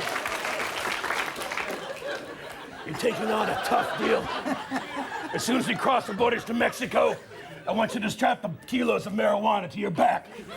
They let hunchbacks through. It's a certain nativity week here, and you're religiously blessed. They'll be patting you a lot and feeding you tortilla chips, but... I want to do all that. I just wish I could walk in these leather trousers. Why don't you finish on Tennessee Williams? It's hot. Louisa, come here. I want to tell you, Big Sergeant here has had an awful big hankering for some fine British butt. Now, after we get done with this little caper here, we're going to go to my shanty shack in Puka Town, and I want to pour a bottle of Southern Comfort and give you a long... Oh, Rocket, don't. You know... Thank you very much.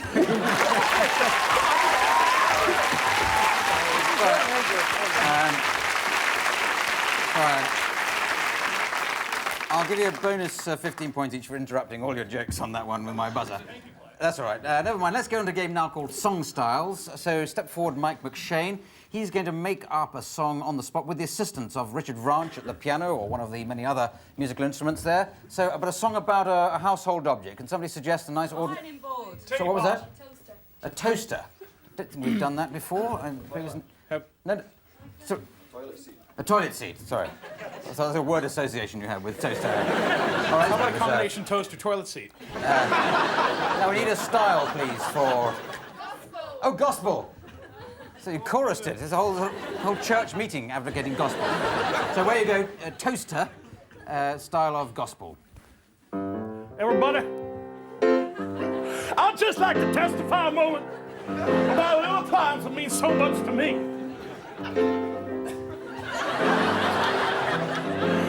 Hey, every morning breakfast just seems the same. I have some juice, and it tastes really lame. But God be praised, God high on the most. I finally found something to whip up my batch of toast. This slender machine in the corner of my kitchen I park. And praise be Jesus, the bread goes in light and comes out dark. Thank you very much. Very good. Yes. All right.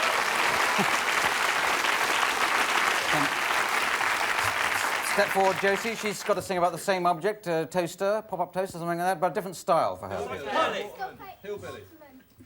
Oh, that's far too difficult for me to understand. Motown. Have you done the Motown? You haven't. Let's have a Motown from you. So, Josie Lawrence, Motown, toaster.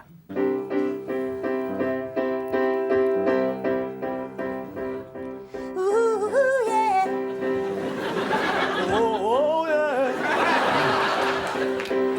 I must be the saddest toaster in the firmament. 'Cause I've been suffering from a burned out element. So I cry, cry, cry, and ask why? No more can I make the bread flip. 'Cause they throw me on the toaster tip. Oh, I'm an old toaster going down on a roller coaster. Nobody loves me and I'm feeling down because I can't make the bread go brown. Oh, please, I say, don't just toss me away. Baby, baby, I love you so. Please don't let your old toaster go. Don't throw me away, don't throw me away. I'm not an animal, don't chip my enamel Josie. Excellent. Well, all right, well, I'm going to give 17 points to that game, but I'm not going to say to whom I'm going to give those points. Now we come to a game called World's Worst. This features all 4 contestants. Standing, please, on the World's Worst step. And just as they think of ideas, they've got to step forward and give examples of the world's worst person to be stuck in a lift with. So, as you think of it, I'll buzz when we've got the idea. Do as many as we can at the time. Can you go ahead and get that button for me? I just had a hell of a curry dish. Oh dear, we're stuck. I've just been out to buy a carving knife.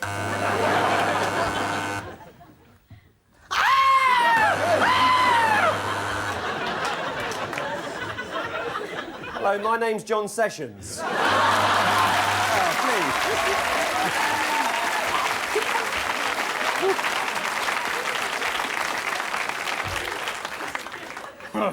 That was a great party. It's moving right. I'm sorry, my waters are breaking! You don't mind if I bring the pigs in with me, do you? Go on, George. Whoops. Never mind. Lucky I got my cassette deck and my Bros tapes. Oh, look, just the thing to do is not panic. Let's just keep our spirits up. Kumbaya, kumbaya. Looks like the elevator's stuck for a little while. Yes, that's right. Hitler's a name. What about it? I suppose we could always take our clothes off and have sex. Thank you very much. Any more? That's it? Well, that seems quite enough. While I work out the points of that round, you have to go away and watch some advertisements while we sit here waiting for you. See you after that. Bye.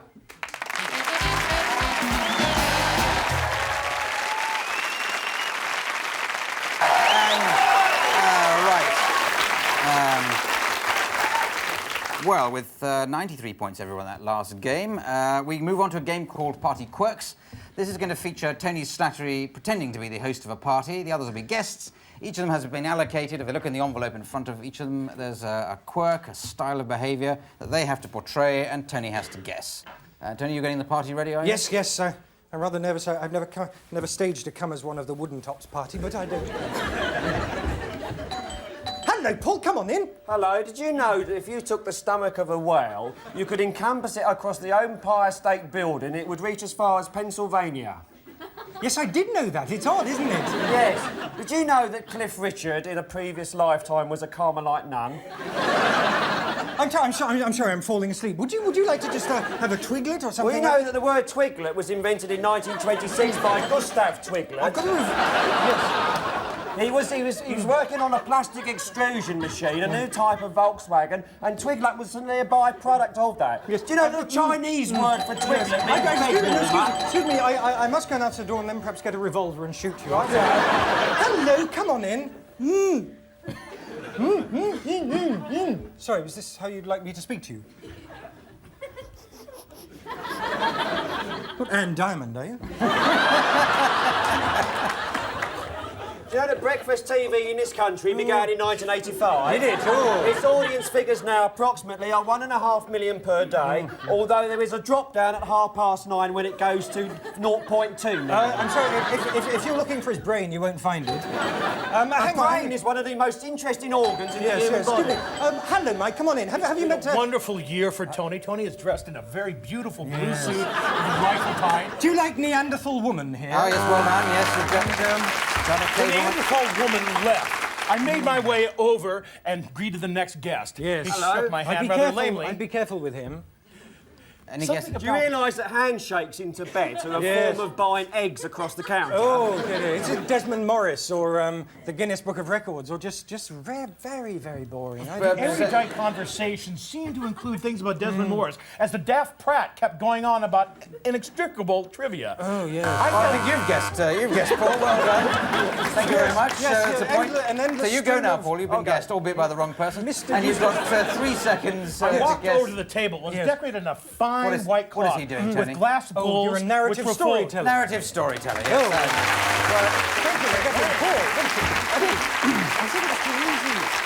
Well, a particularly difficult selection to guess there, Tony, so I'll give you 15 points just for carrying on talking. And Mike McShane must get double points for actually guessing one of the fellow competitors. So now we go to a game called Rock Opera. And the 4 contestants are now going to improvise a rock opera based on the life of somebody here in the studio audience, with the assistance of Richard Ranch of the Comedy Store Players on the musical instruments. So I'm going to wander into the audience and find who that somebody whose life is going to be about. I'm going to... you, sir, in the second row there. You probably thought you were safe in the second row. Can I ask your name, please, first of all? Nigel Portman. Nigel Portman. Jolly good. Now, I want to base on your life, but perhaps you did a little more fiction in it as well.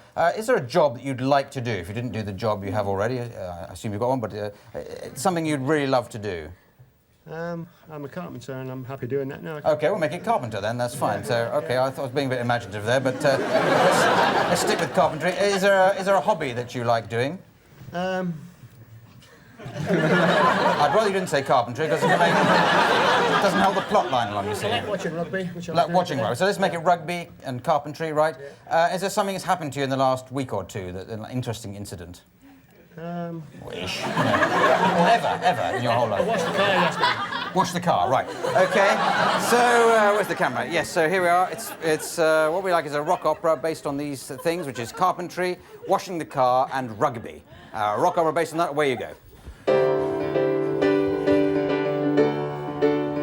Have you got the saw? Yes, I've got the saw. And I have the hammer and a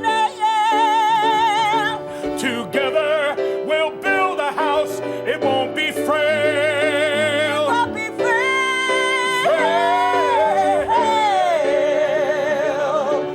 I love you. Do you love me? I love everything about carpentry. I love you especially. You and me, babe, working so hard, building this house in our backyard. It's heaven. Heaven. Heaven. Heaven. But where is our friend? Where can he be? I heard he journeyed far to rugby. Yes, he did, and he'll show up soon. What are you doing here? I'm talking to you.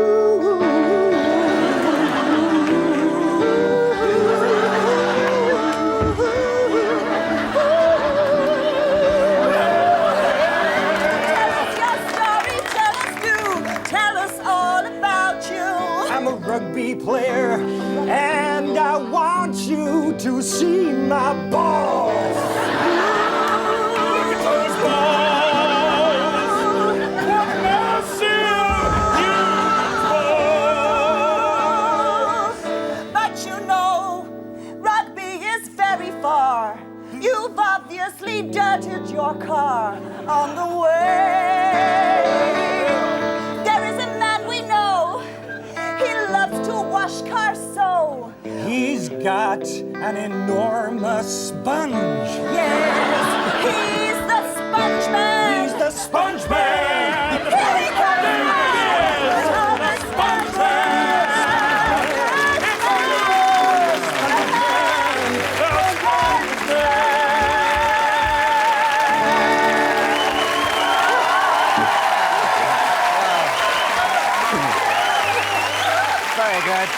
Very good. Thank you very much. Thank you. Thank you. Well, that's the last game, and it just remains for you to total up the scores. And thanks to that stunning performance as Sponge Man, I see that Paul Merton hasn't won. It's Mike McShane is this week's winner. So well done, Mike.